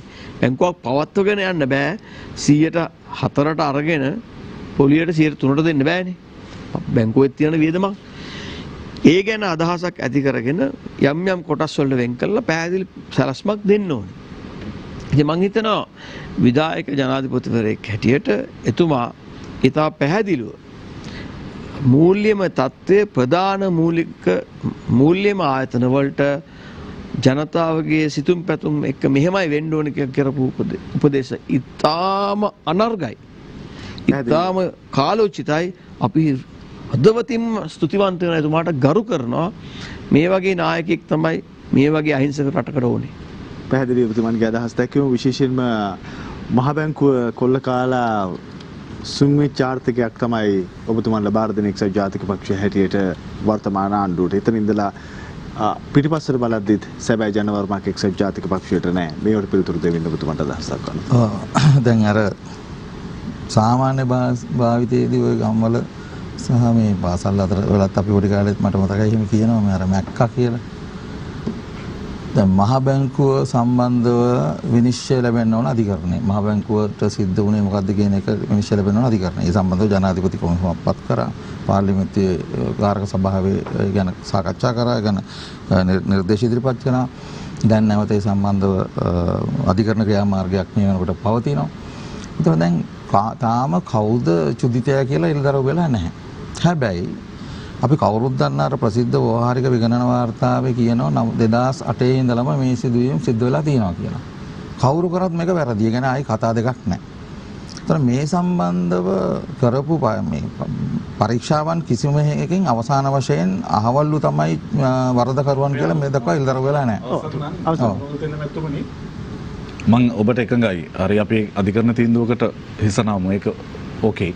නමුත් එක්සත් ජාතික පක්ෂයේ මේ සිද්ධිය සිදු වුණු සැනින් අභ්‍යන්තර තම පක්ෂයේ නීතිඥ සංවිධානයට සම්බන්ධ පුද්ගලයන් කීප දෙනෙකින් සැදුම්ලත් කමිටුවක් පත් කළා. මෙතන ප්‍රශ්නයක් වුණේ නැහැ කියලා වැරදි වාර්තාවක් කිරීට තමයි. එතනින් පටන් ගන්න ඔබ සම්බන්ධ චෝදනාව, ඔබගේ පක්ෂය සම්බන්ධ චෝදනාව. ඊට පස්සේ මහා බැංකුවේ හිටපු අධිපති අර්ජුන් මහේන්දර එකවරම රට යනවා. අපි විපක්ෂ විදිහට අගමැති රනිල් වික්‍රමසිංහගෙන් ප්‍රශ්න කළා කෝ කියලා. එතුමා කිව්වා මගුල් ගෙදර ගියායි කියලා. ආවේ නැහැ. පැහැදිලිවම චේතනාන්විතව ඒවක මහ බැංකුව අධිපතිවරයාව ආරක්ෂා කළා මේ සිද්ධිය. හොඳයි. අපි මෙහෙම කතා කරමුකෝ. දැන් මමම කිව්වා ඉස්සෙල්ලා ඔබතුමාගේ ප්‍රශ්නය අහන්න ඉස්සෙල්ලා මහ බැංකුව තුල සිදු වුණයි කියන මේ සිදුවීම අද ඊයේ නෙමෙයි 2008 ඉඳලම සිදුවෙච්ච එකක් කියලා ව්‍යවහාරික වෙන වාර්තාවේ පැහැදිලිව සඳහන් වෙලා තියෙනවා. ඒකට විවිධ පුද්ගලයන්ගේ නම් මෑන්දලක් තියෙනවා. එතකොට ඔය කියන අවස්ථාවේ නීතිඥවරුන්ගේ මණ්ඩල පත් කරගෙන ඒ ආදි වශයෙන් දේවල් වුණා. ඒක හරි. නමුත් මම ඔබතුමාම පිළිගත්තා අධිකරණ තීරණයකින් මිසක් අපිට මේකේ චුති දැන්ව මේ හරියට නියම තීරණය කරන්න බෑ කියලා. අධිකරණ තීන්දුවක් අවශ්‍යයි. දැන් මේවා මේ කතානේ තාම. ඒ කියන්නේ ඔය නීතිඥ මණ්ඩල පත් කරපුවා රට ගියේවා ආපුවා ඔක්කොම කතා. නෑ ඒවා සිද්ධි. නෑ සිද්ධි හරි. ඒ සිද්ධි විනිශ්චය වෙන්න ඕන. අපි අතර නෙමෙයි සිද්ධි විනිශ්චය කරන ලංකාවේ පිළිගත්ත සම්ප්‍රදායක් තියෙනවා. ඒ සම්ප්‍රදාය ඇතුලේ තාම වෙලා නැහැ. දැන් බලන්න මාස 9ක් වෙනවා. දැන් ඔබතුමාලගේ ජනාධිපතිතුමා පත්‍රලා මාස 9ක් තියෙනවා. පොලිසිය අදාළ ආයතන එතුමාගේ අතේ තියෙනවා. දැන් ඒ සම්බන්ධව මොකක්ද මේ දක්වා කරලා තියෙන්නේ ඔය කියන කාරණේ එහෙමනම් එක්සත් ජාතික පක්ෂයේ නායකයෝ හරි කවුරුයි කරා කියලා කියනවනම් මොකක්ද මේ වෙනකොට ඒ ගැන කරලා තියෙන්නේ? ඒ විතරනේ වෝහාරිය ඉගෙනන වාර්තාව තියෙන කරුණු පිළි නොගෙන ඉන්න ලොකු උත්සාහයක් ගත්තානේ. ඔබට ප්‍රශ්නයක් පාර්ලිමේන්තුවේදී තද බල විදියට ඒක විවේචනය කරානේ. අපි පිළිගන්නේ නැහැ මේක අපිට පිළිගන්න බෑ කියලා කිව්වනේ. ඉතින් දැන් එහෙම ඒ ඔබතුමාලා පැත්තනොත් හැසිරිච්ච විදිහක් තියෙනවනේ මේකේ. ඉතින් ඇයි මේක අධිකරණ ක්‍රියාවලියක් කරා මේකට විසඳගන්නේ නැත්තේ? විසඳගන්න ඕමනාවක් නැත්තේ. ඩීල් තියනවද මොනවා හරි මං කියන්නේ මට ඔව් ඉතින් එහෙමනම් ඇයි එහෙනම් මේක කරන්නේ නැත්තේ මාස 9ක් ගත වෙලානේ මොකද කොරෝනා නිසා කරන්න බැරි කමක් තිබ්බද මට හර්ෂන් රාජකරුණාගර මන්ත්‍රීතුමනි මේක මගේ අවස්ථාව ඔබ එකඟද මේ සම්බන්ධ මහ බැංකු වංචාව පිළිබඳ මේ පැහැදිලි මගේ අවස්ථාව මට දීලා ඊට පස්සේ මගේ අවස්ථාවේදී අහන්න හරි බොහොම ස්තුතියි ඒ මට කියන්න තියෙන්නේ මේ රටේ ජනතාව කැලෑ අධිකරණ වලින් හරි වෙතන් තැන් වල කරන සාකච්ඡාවෙන් හරි තීරණ ගන්නවට මම හිතන්නේ එකඟ වෙයි කියලා. ඒක නිසි අධිකරණ ක්‍රියාමාර්ගය කරා තහවුරු වෙන්න ඕනේ. එතකොට දඬුවම් ලැබිය යුතු අය දඬුවම් ලබන්න ඕන. ඒ සම්බන්ධ ගැටලුවක් නැහැ. සජාති පක්ෂයේ නියමිතය විදිහට අද බොහොම පැහැදිලිව මම කියනවා අපිට විවේචනයක් තියෙනවා. ඔබතුමාලා පුනා මේක මැතිවරණ කාලේ පාවිච්චි කරලා මේක විතර නෙමෙයිනේ දැන් අර ගිවිසුම සම්බන්ධ ප්‍රශ්න ඇමරිකානු ගිවිසුම සම්බන්ධ ප්‍රශ්න MCC දැන් ඒක එක්සත් ජනපදයත් එක්ක අස්සම් කරන තැනට යමින් ඉන්න එකම අනුකූලව ඒක සම්බන්ධ බරපතල විවේචනයක් කරන්නේ එක්සත් ජාති පක්ෂයට. දැන් මේ හැම එකම වෙනස් වෙමින් යනවා. හරි. දැන් කියපු දේ කෙරෙන්නේම නැහැ. දැන් එහෙමනම් වහාම බලයටපත් වෙච්ච වහාම කරන්න තිබුණේ මේ බරපතලම කාරණා දෙක මේ දෙක නම් හැරෙන තැපෑලෙන් මේ සම්බන්ධ පරීක්ෂණ පටන් ගන්න එක. ඒ නිසා චුති දෙයන්ව හොයාගෙන දඬුවම් කරන එක නෑ. එහෙම වෙලා නෑ. දැන් මාස 9ක් ගත වෙලා. කොරෝනා වලින් එකට බාධාවක් නෑ. මොකද මේ පද්ධතිය වෙනම පද්ධතියන්නේ ඒකම කරන්න තිබුණා. ඒක එකක්. වාදා කිරීමක් එතන නාදන මහත්තයා නඩු පවර්ලා තියෙනවා. ඔව්. පරීක්ෂණ වෙමින් පවතිනවා. අර්ජුන මහේන්ද්‍ර මහත්මාව ලංකාවට ගෙන ගැනීමට දැඩි උත්සාහයක තියෙනවා. මම දන්න තරමට ගිය සතියේත් මේ පිළිබඳව ඔය රටම දන්නවනේ. ඉල්ලීමක් කළා තියෙනවා. එතකොට ඒ පරීක්ෂණය දැන් ඉතාම වේගයෙන් සිද්ධ වුණත් අවාසනාවට අපිට නඩු වලට ඉඳ ගන්න හම්බුනේ මාර්තු මාසේ 20 ඉඳන් ගිය සතිය දෙකකට විතරක් වෙනවා. ඔතන ඉක්මනට කිව්වොත් ඒ නෑ ඔතන කාල් ගන්න පුළුවන් මේකේ. දැන් එක වෙලාවක හිටපු අගමැතිතුමා කියනවා බිලියන 12ක වගේ මුදලක් අපි වේදම් කරන්න නැතුව මේක තහනමක් ගත්තා කියලා. යම් කිසි ආයතා ගනුදෙනුවක් සිද්ධ වුණා නම් ඒ මුදලට අත ගහන්න දුන්නේ නැහැ කියලා එතුමා පිළිගත්තා. පාර්ලිමේන්තුවේ එතුමා පිළිගත්තා. ඒක නිසා රටේම තියෙන ප්‍රශ්නේ තමයි ඔබතුමා කාලේ ඔක පැහැදිලි කරනවද? මම ඔබතුමාට මේ වෙලාව දෙනවා. ඔබතුමාට මේක පැහැදිලි කිරීමක් ඉල්ලන්නේ. හොඳයි. දැන් අර්ජුන මහේන්ද්‍රන් මහත්මයා සහ රනිල් වික්‍රමසිංහ මහත්මයා කියන්නේ දෙන්නෙක් නෙමෙයි එක්කෙනෙක් කියන තමයි රටේ මතය. ඔබතුමාගේ අදහස. නෑ ඔබතුමාට උත්තර දෙන්න පුළුවන් ඒකටයි. ඔව්. ඒ නිසා එතුමාව ආරක්ෂා කරා ගේන්න දුන්නේ නැහැ තියාගත්ත කියන පැසිවිල්ල තමයි මෙතන හිර වෙන්නේ. ඒ වගේම අර්ජුන මහත්මයා ලංකාවේ දිගටම බලයට එන හැම අවස්ථාවකම රනිල් වික්‍රමසිංහ මහතා BOI චාමන් මේකේ ඉන්නවා හැමදාම ඉන්නේ. එතකොට ඒ සහසම්බන්ධතාවයත් එක්ක අපි කියමු මොහොතකට හිතමු අර්ජුන මහෙන් හොරා කියලා නැත්නම් වංචා කියලා. ඒ වංචා කරන්න විදියක් නැහැ අපේ රනිල් වික්‍රමසිංහ මහතුමා නැහැ කියන චෝදනාව තමයි දැන් මම ඔය හේතුව හින්දා රනිල් වික්‍රමසිංහ මහතාට විරුද්ධ ඡන්දයක් දීපු කෙනෙක් කතාව පවත්වලා ගිහලා විපක්ෂ ඉඳගත්ත මිනිස්සෙක් මම මට ඒ ගැන දන්න හින්දා මම කියන්නේ. එතකොට කරුණාකරලා පුළුවන් නම් කියන්නේ මේ දෙක වෙන් කරන්නේ කොහොමද? නෑ හරි පැහැදිලිව දැන් අපි උදාහරණයක් විදිහට ගමු එහෙම. දැන් එහෙම වෙන්න පුළුවන්. එහෙම මිත්‍ර වෙන්න පුළුවන් රාජ්‍ය නායකයන්ට. ඉතිහාසෙ පුරාම එහෙම හිටියා. හරි ඒගොල්ලෝ වැරද්දක් කළා තියෙනවා නම් ඒ වැරද්දෙල් දරව් කරලා අදාළ දඬුවම දෙන එක තමයි වැදගත්කම මේ මිත්‍රයන්ගේ. හරි ඒකට අපි අපේ පැත්තෙන් උපරිම සහාය පළ කරලා තියෙන්නේ. ඒ කියන්නේ අගමැතිතුමා හිටපු අගමැතිතුමා ඒ සම්බන්ධව ඒ අවශ්‍ය කටයුතු කරන්න සහාය දෙනවා කියලා ඊටාම නැවත ප්‍රකාශ කරලා තියෙනවා. නමුත් කෙරෙන්නේ නැති ප්‍රශ්නයක් තියෙන්නේ. අපි උදාහරණ ගමු දැන් පහුගිය ඒ කියන්නේ කාලේ විවිධ චෝදනා තිබුණා තාජුදීන්ගේ මරණය සම්බන්ධව බලය හොබවපු පවුලේ අය කෙනෙකුට චෝදනා ඉදිරිපත් වුණා. ඒවා අධිකරණයට ගියා. එතකොට ඒ වගේ ඒ පවුලට සම්බන්ධ අයට අදාළ චෝදනා තිබුණා. එතකොට ඒ ඇවිල්ලා යාළුවෝ නෙමෙයි පවුලේ සමාජිකයෝ. එහෙම අයට චෝදනා තිබ්බා. ඒවට අධිකරණ ක්‍රියාමාර්ග ගත්තා. හරි. ඉතින් එහෙම වෙන්න පුළුවන්. බොහොම කියන අග්‍රාමාත්‍ය ජනාධිපති ලේකම්වරයා හැටියට හිටපු ලලිත් මහත්තයාට සිල්රෙදි චෝදනාව සම්බන්ධව එහෙම නැත්නම් අනුෂ පැල්පිටි මහත්තයාට චෝදනා වෙලා වරදකරුවන් බවට පත් වුණා. එයා බොහොම ළඟින්ම හිටපු අය. විදුලි සංදේශ නියාමක සභාවේ හිටපු සභාපති හරි අධ්‍යක්ෂ ජනරාල් හරි එතුමාට ඒ සම්බන්ධව දඬුවම් කරා රටේ අධිකරණය. එතුමාට සහ ලලිත් මහත්තයාට මට මතකයි සමා වෙන්න. ඒක වැරදි නම කෙල්ලස් කරගන්නවා. ලලිත් තිරතුංග මහත්තයාට වගේ මතකයි. ඉතින් එහෙම ඒ ඇඟේ ගෑවි හිටපු අයනේ. එහෙම වෙන්න පුළුවන්. ළඟ ඉන්න අය එහෙම වැරදි වලට වග කියන්න වෙච්ච අවස්ථා අද ඊයේ නෙමෙයි මේ රටේ ඉතිහාසෙ පුරාම තිබ්බා. ඉතින් නමුත් අපි කියන්නේ එක්සත් ජාතික පක්ෂයේ විදියට රයිට්. දැන් ওই චෝදනාව කරානේ පෞද්ගලික මහා ජනාධිපතිවරුන්දී කරා ගමක් ගාන ගිහිල්ලා කිව්වා ඕක ප්‍රධාන එකක් විදියට පාවිච්චි කරලා තමයි බලයට ආවේ. හරි ඒක යම්කිසි කුකුසක් ඇති කරා ජනතාව තුළ මෙහෙම අගමැතිතුමා හිටපු රනිල් අගමැතිතුමා ඒකට සම්බන්ධ වෙලා. එතකොට දැන් මොකද ප්‍රමාදය කියලානේ මං අහන්නේ. දැන් අධිකරණ ක්‍රියාවලියක් යනවා තමයි. ඉතින් මේක හැරෙන්න තැපෑලෙන් කරන්න ඕන වැඩන්නේ මේ තරම් බරපතල කාරණයක් නම්. ඉතින් මම කියන්නේ එකවරම අර 2008 ඉඳලම කරායි කියන ඒවත් ඕකට ගන්න. ඒකෝර මේ රටේ ජනතාවට වඩාත්ම සාධාරණ ඉස්සර නපොතර එක කාලෙක උණයි කියලා කියන එක විතරක් නෙමෙයිනේ. විශේෂඥයෝ ඇවිල්ලා පරීක්ෂා කරලා හොයලා බලලා කිව්වනේ වහාරික වෙන වාර්තාවෙන් 2008 ඉඳලම මේක වෙලා තියෙනවා කියලා. ඒ දෙකම එකට ගන්නකො. ඇයි ඒක අතාරින්නේ? ඇයි ඒක වීසි කරන්නේ? මේකන් සාමාන්‍ය මිනිස්සු නෙමෙයිනේ එක් කරේ. ලෝකෙ පිළිගත්ත මිනිස්සු නේ ඇවිල්ලා එක් කරේ. නිසා ඒක ගැන එච්චරයි මට කියන්න තියෙන්නේ මාස 9ක් තිස්සේ මොනවත් ඇත්තටම ඒ සම්බන්ධ බරපතල මැදිහත් වීමක් කරලා නැහැ. මොකක් හරි මේ ප්‍රශ්නයක් තියෙනවා. ඊළඟට තව කාරණයක් මේ ඉදිරියම දැන් මම කියන්නේ මේ පැන නැගිච්ච කාරණාවලට පිළිතුරු දෙන්න ගියොත් එහෙම මේ රටේ ඉස්සරහා කතා කරන්න ඕන සමහර දේවල් කතා කරන්න බැරි වෙනවා. මේක හැමදාම වෙන දෙයක් මේ සංවාදවලදී සමහරවිට මගේ කාලය මම හිතන්නේ මට ටිකක් ගන්න පුළුවන් වෙයි. දැන් අර ගෝඨාභය රාජපක්ෂ මහත්මයාගේ මැදිහත් වීම ඒක බොහොම අයෝමය ශක්තිමත් නායකත්වයක් කියන එක ඔප්පු කරලා පෙන්වුවේ ඒ මැදිහත් වීමදී කියලා කිව්වනේ ඊයේ මහ බැංකුවේ නිලධාරීන්ට බැනගෙන ගියේ කේදී. මම කියන්නේ දැන් විදුහල්පතිවරයෙක් වගේ වේවැල් අතට අරගෙන දරුවන්ගේ තට්ටම් වලට තලතලා යන එක නෙමෙයි රටේ රාජ්‍ය නායකයා අතින් වෙන්න ඕනකම තියෙන්නේ.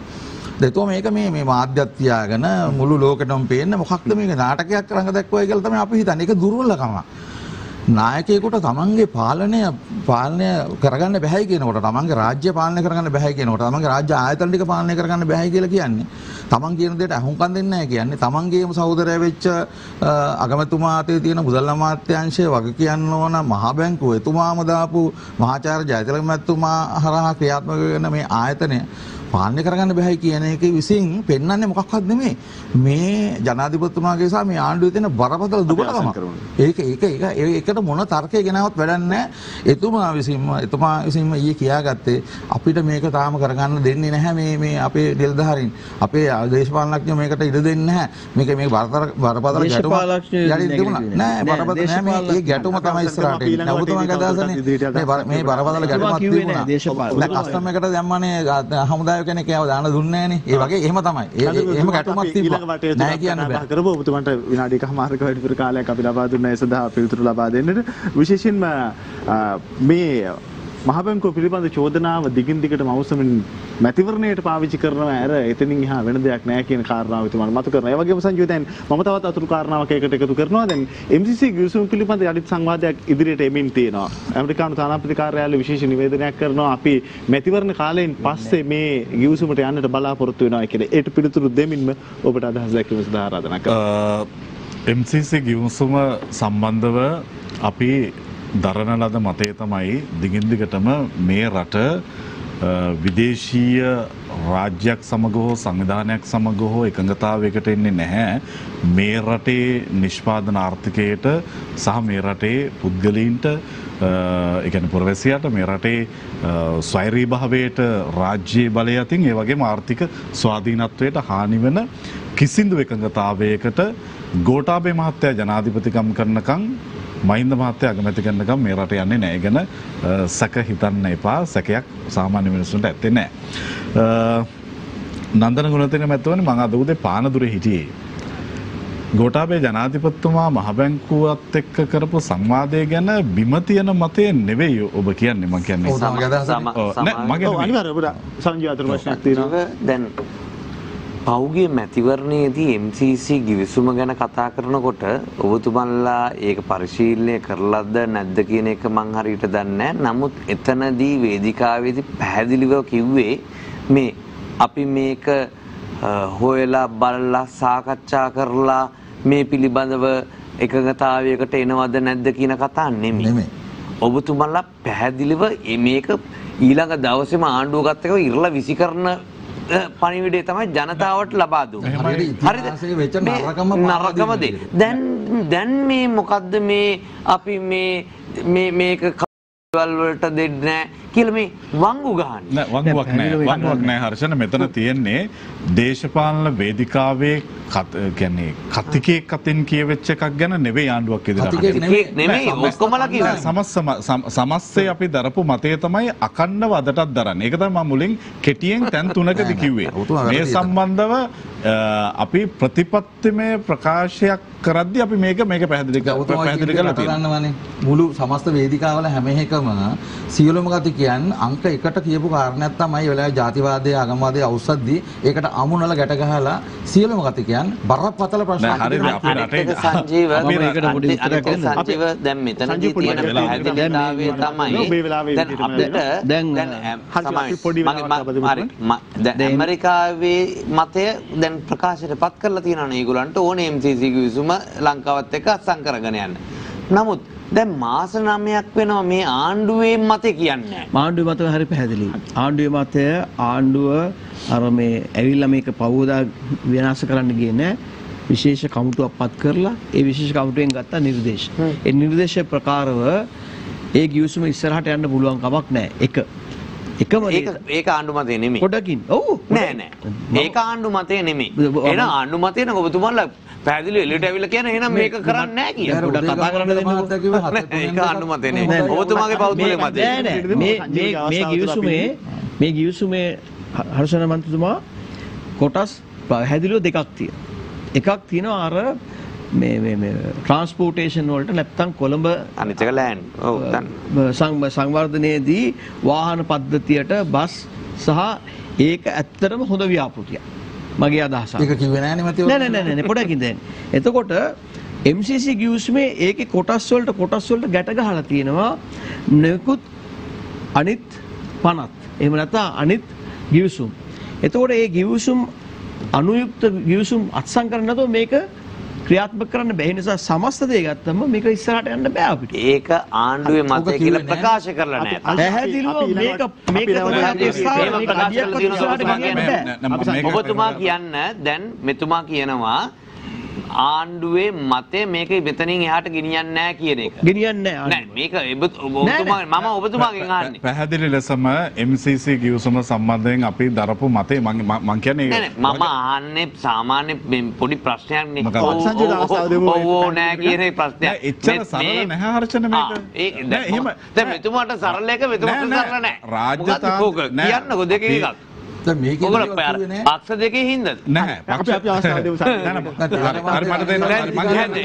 ඒක ගරු මන්තුමා ඔබතුමා කියන දේ මෙතුමා එකක වෙන්නේ නැහැ. ඉතින් කොහොමද ආණ්ඩුව මතේ වෙන්නේ? ඒක කතා ගන්න දෙන්නේ. මම උත්තර දෙන්නද?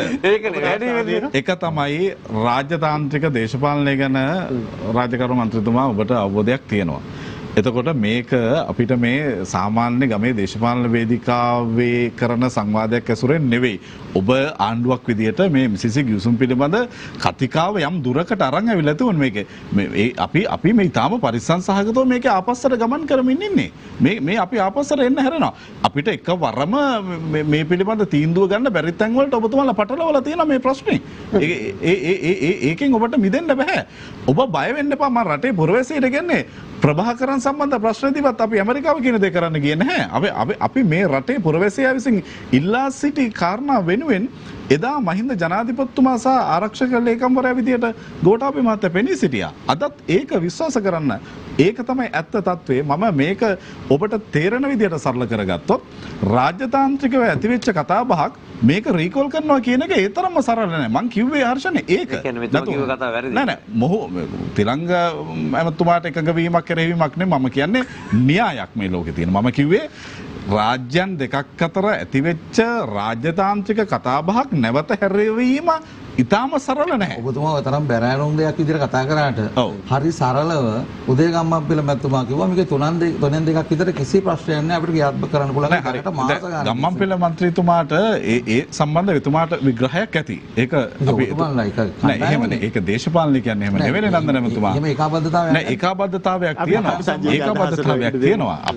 අපි යම් කාරණාවක් ගැන යම් සමාන පදනමක් මත හරි මොකද ඔබතුමාලා මැතිවරණයේදී ගමට ගිහිල්ලා ගමේ මිනිස්සු රවට්ටන්න මේක ලොකු බිල් එක කරා. හරිද? ඊට පස්සේ ඡන්දීර වෙච්ච ගමන් කියනවා ඇත්ත කතාව තුනෙන් දෙකක්ම ෂෝ. හරි ඒක අපිට තේරුම් ගන්න තියෙන්නේ මේ රටේ ජාතික ආරක්ෂාව පිළිබඳව අපි කළ ජාතික සංවාදය නන්දන ගුණතිලක මැතිතුමා ගත්ත අපි ජාතිවාදය ආගම්වාදය උත්සව කියලා. ඒ වගේ තමයි අපි අපි අදහස් දෙක විතර දෙමු. දැන් බොහෝ වෙලාවක් ගියා සංජීවී කාලය අපිට ලබා දිය යුතුයි. අපි පැහැදිලි කරමින් ආවේ මේ පැවති ආණ්ඩුව අපි එදා ආණ්ඩුව විපක්ෂ විදියට ඉන්න කාලෙත් කිව්වා මේ රටට මේ ආණ්ඩුව කරන සමහර වැරදි වලින් මේ රට බේරගන්න අපිට ඉක්මනින් පුළුවන්. හැබැයි ඇතැම් වැරදි විවස්සා සංශෝධන ඒ වගේම රාජතාන්ත්‍රිකව ඇති කරගන්න උත්සාහ කරපු එකඟතාවයන් ඇති කරගත්ත එකඟතාවයන් මේවැන් රට ගලවනවා කියන එක එක රැයකින් කරන්න පුළුවන් තැනක නෙවෙයි තියෙන්නේ. ඒ සම්බන්ධ තත්වයයි මම පැහැදිලි කරන්න උත්සාහ කරේ. නැතුව කාටවත් එරෙහිවීමක් හෝ එදා මැතිවරණ සමයේ තිබුණු මතේ වෙනසක් නැහැ. ඒක ඉස්තර වශයෙන්ම ඒක තමයි අපේ මතය. දැන් නන්දන ගුණතිලක මැතිතුමා දිගින් දිගටම කියන මම ඒකට උත්තර දෙමින් හිටියේ මේ මහ බැංකුව සම්බන්ධ ඇතිවෙච්ච සංවාදයට ඔබ නැවත පහර දුන්නේ. මම කිව්වේ සාමාන්‍ය බිමේ ජනමතය ඒක නෙවෙයි ගරු නන්දන ගුණතිලක මැතිතුමා මුණ ගැහෙන අය. නෑ අපිට මුණ ගැහෙන්නේ මේ රටේ සාමාන්‍ය මිනිස්සුනේ. මුණ ගැහෙන අය ඒක මම කියන්නේ ඇත්තට හෙට පානදුරේ ටවුන් එකේ UNP කාරකින් අහලා බලන්නකො මේකට එකඟද නැද්ද කියලා. ඔව්. ඒ ඇත්ත මතය අරගෙන අපි මේ මුළු රටේම ජනතාවගෙන් අහුවොත් අපි හෙට උදේ මේක ඇත්ත කතා කරමු. මොකද හරි සරලයි. මේකෙන් රුපියල් බිලියන 150ක මුදල් වෙළඳපොළට මුදාහරින අවස්ථාවක් ලැබෙනවා. ඒක මේ තත්ත්වයන් ඇතුළේ අපි තවත් අතිරේක වාසි ගණනාව. මොකද ඊටාම පුංචි මට්ටමින් ව්‍යාපාර පවත්වාගෙන යන මිනිස්සු ණයක් පිළිබඳව බලාපොරොත්තුවක් තියෙන මිනිස්සු ඒ මහා හිරවීමක හිටියේ මේ ප්‍රශ්නෙට උත්තරයක් ලැබෙන්න තැනට මේ ප්‍රශ්නේ තල්ලු කළා. එතකොට හරි. ඔබතුමා එහෙම කියන්නකෝ. දැන් ඔබතුමා නැවත නැවත හොද එකම දේ මඩේ දානවා. 2008 ඉඳලා මහ බැංකුවට සිද්ධ කරපු දේ කාලේ එහෙම දේවල් වෙලා නැහැ. මම මේ කතා කරේ මහ බැංකුවත් එක්ක ගෝඨාභය ජනාධිපතිතුමාගේ සාකච්ඡාව ගැන ඔබ කියපු එක. හරි. ඒක ගැන මම කිව්වේ ඒ වගේම මහ බැංකුව වැදුම් කරව මම නම් අවංකවම කැමති නැහැ මේක නැවත නැවත රිපීට් කරන්න තේරුමකුත් නැහැ තමයි. මොකද හැබැයි මෙන්න මෙතනදී ප්‍රශ්නයක් තියෙනවා. මහ බැංකුව වංචාවෙන් සිද්ධ වෙච්ච හානිය තාම ඉවර නැහැ. එහෙනම් ඉතින් සංවාදේ නතර වෙ යුතුත් නෑනේ නන්දන මැතිතුමා. ඒදලම ඉවර නැති එකක් එන්නේ එහෙම. මේකෙදී අපි පැහැදිලි ලෙසම කිව්වා එක්සත් ජාතික පක්ෂය නිල වශයෙන් එදා මහ බැංකුව අධිපතිවරයාගේ රැකවරණ වෙනුවෙන් පෙනී සිටියා. ඒක අපි එහෙම මේ නිකන් දේශපාලන වේදිකාවේ නෙමෙයි දැක්කේ. මේ රටේ උත්තරීතර ව්‍යවස්ථාදායක සභාගැබ මැද්දේ අපි මේක දැක්කා. මේ වීඩියෝ මට තාම මතකයි අගමැතිතුමා රනිල් වික්‍රමසිංහ මැතිතුමා මේ කෝට් එකේ අද්දක දාගෙන මේක පැහැදිලි කරපු විදිය. ඔවුන් පැහැදිලි ලෙසම ඒ සිද්ධිය වහන්නත් ඒ වගේම එවක මහ බැංකුව අධිපතිවරයාව මේ සිද්ධියෙන් ආවරණය කරන්න උත්සාහ කළා. මම කිව්වේ මගුල් ගෙදරක ගියා කියලා කිව්ව වොයිස් කට් එක මතකනේ අපිට. මගුල් ගෙදර ගිහිල්ලා ඉන්නේ. එයා එයි කියලා කිව්වා. තාම ආවේ නැහැ. මේක තමයි එක්සත් ජාතික පක්ෂය සම්බන්ධව අපිට මහ බැංකුව බැඳුම් කර වංචාවත් එක්ක තියෙන සම්බන්ධය කියන්න තියෙන එක සරල තැනක්. සාමාන්‍ය මිනිස්සුන්ට තේරෙන විදියට. ඒ වගේම අද අපි මොකුත් කියන්න යන්න ඕනේ නැහැ. අද UNP කියලා ඉන්න රනිල් වික්‍රමසිංහ පාර්ශවයයි ඒකෙන් දෙකට කැඩිලා ගිහලා සජිත් ප්‍රේමදාස පාර්ශවයයි අද මේ ගැන රණ්ඩු කරගන්නේ. අපි පෙරදුනේ මුම් මහ බැංකුව කඩපු නිසා කියලා දැන් කියන්නේ අපිද? නෑ. සජිත් ප්‍රේමදාස මහත්තයා කන්න හැම මේක දැන් කියන්නේ. අද අභ්‍යන්තර සංවාදයක් විදිහට නෙමෙයි. ගාවන්න දෙයක් නෑ. අපි ඉන්නවනේ අපේ මතය කියන්න. ඔබතුමා මගේ මතය කියන්න ඕනේ. අපි දකින්නවනේ. අපේ මතය නෙමෙයි. ජනාධිපතිතුමන් නවත්තන්න පුළුවන්ද සහ ඔය පෞද්ගලික කාලේ උදයන් වීරතුංග මහත්තයලම හැංගිලා හිටියන දීර්ඝ කාලයක් මිනිස්සු රට යන එක නෙමෙයි මම කිව්වේ. ඒ වෙලාවේ පාර්ලිමේන්තුවේදී ප්‍රශ්න කළා නන්දන ගුණතිල මැතිතුමා මේ ප්‍රශ්නේ. ඒ වෙලාවේ පක්ෂ ඒ වෙලාවේ අගමැතිතුමා දුන්න උත්තරය ගැන මම මතක් කළේ. විනිශ්චය වෙලා නැහැ. වීරතුංග ගැනත් කොච්චර ප්‍රශ්න කරාද පාර්ලිමේන්තුවේ? අපි මහ බැංකුව බැඳුම් කර වංචාව නිසා UNP ජනාධිපතිවරණේ පෙරදුනා කියලා කියන්නේ දැන් අපි නෙවෙයි UNP කාර්යෝ. ඒකයි මං කිව්වේ දැන් මේක අපි කියන්න ඕනේ නැහැ. ඇත්තටම අපි මේ ගැන කතා කරන්න ඕනේ. ඒ දෙගොල්ලන්ට මේක තමයි ලොකු බිල් එකක් ඕනේ කියලා දැන් කතා කරේම ඕකනේ. ඒ දෙගොල්ලන්ට මේක විසඳ ගන්න දෙමු. අපි අධිකරණයේ ඒ වගේම අපි නැවතත් මේ COVID-19 ව්‍යසනය කළමනාකරණය කිරීමේදී අපි වැඩ කළ විදිය ගැන කතා කළා හර්ෂන් රාජකර්ම මන්ත්‍රීතුමා මාර මුල්ම උත්තරේ පැහැදිලි කරමින් ආවේ මේ ඡන්දේ අගෝස්තු 5 ප්‍රතිඵලය මැනගන්න තියෙන හොඳම තැන් දෙක තුන එකක් තමයි මම අන්තිමට කියමින් හිටියේ අපි මේ සිද්ධිය කළමනාකරණය කරපු විදිය ගැන මේ සමාජය ගෝඨාභය රාජපක්ෂ ජනාධිපතිතුමා ප්‍රමුඛ ආණ්ඩුවට ලකුණු දීලා ඉවරයි. මේ සමාජය පමණක් නෙවෙයි ජාත්‍යන්තර දේශපාලනය පවා මේ දිහා බලලා ඉවරයි. ඒ වගේම රටේ විපක්ෂය මේකට උදව් කළේ නැහැ කියන එකත් සමාජගත වෙලා තියෙන්නේ. ඒ අවාසියත් මේ වෙලාවේ UNPට අත්විඳින්න වෙනවා. යුද්ධ වෙලාවේ උදව් කරන්නේ නැතුව යුද්ධ වෙලාවේ මේ විදිහටම රටේ ජාතික අභිලාෂයට රටක ජාතික අභිලාෂයට එරෙහිව විපක්ෂයක් දේශපාලනය කිරීමේ ඛේදවාචකය තමයි 2010 18 ලක්ෂකින් UNP පෙරදුනේ. 18 ලක්ෂකින් පෙරදුනේ. ඒකම නැවත ඉතිහාසයේ වරක් සිදු වුණ දේ ඒ හා සමාන අවස්ථාවලදී නැවත සිදු වෙනවා කියලා අපි අහලා තියෙනවා. මෙන්න COVID-19 ව්‍යසනය කළමනාකරණය කරලා මේ ව්‍යසනයෙන් බේරීම පිළිබඳ පොදු ජාතික අභිලාෂයට එරෙහිවීමේ දඬුවමත් මෙතුමන්ලා මේ පාර ඡන්දෙදි ලබනවා.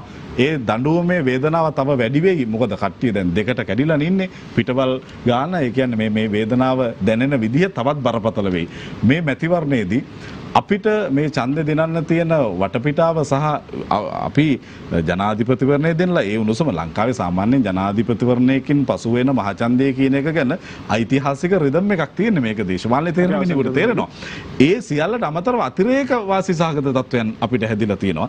ඒකට සාපේක්ෂව විපක්ෂයේ අතිරේක අවාසි ටිකක් හදාගෙන තියෙනවා. දෙකට කැඩුනා.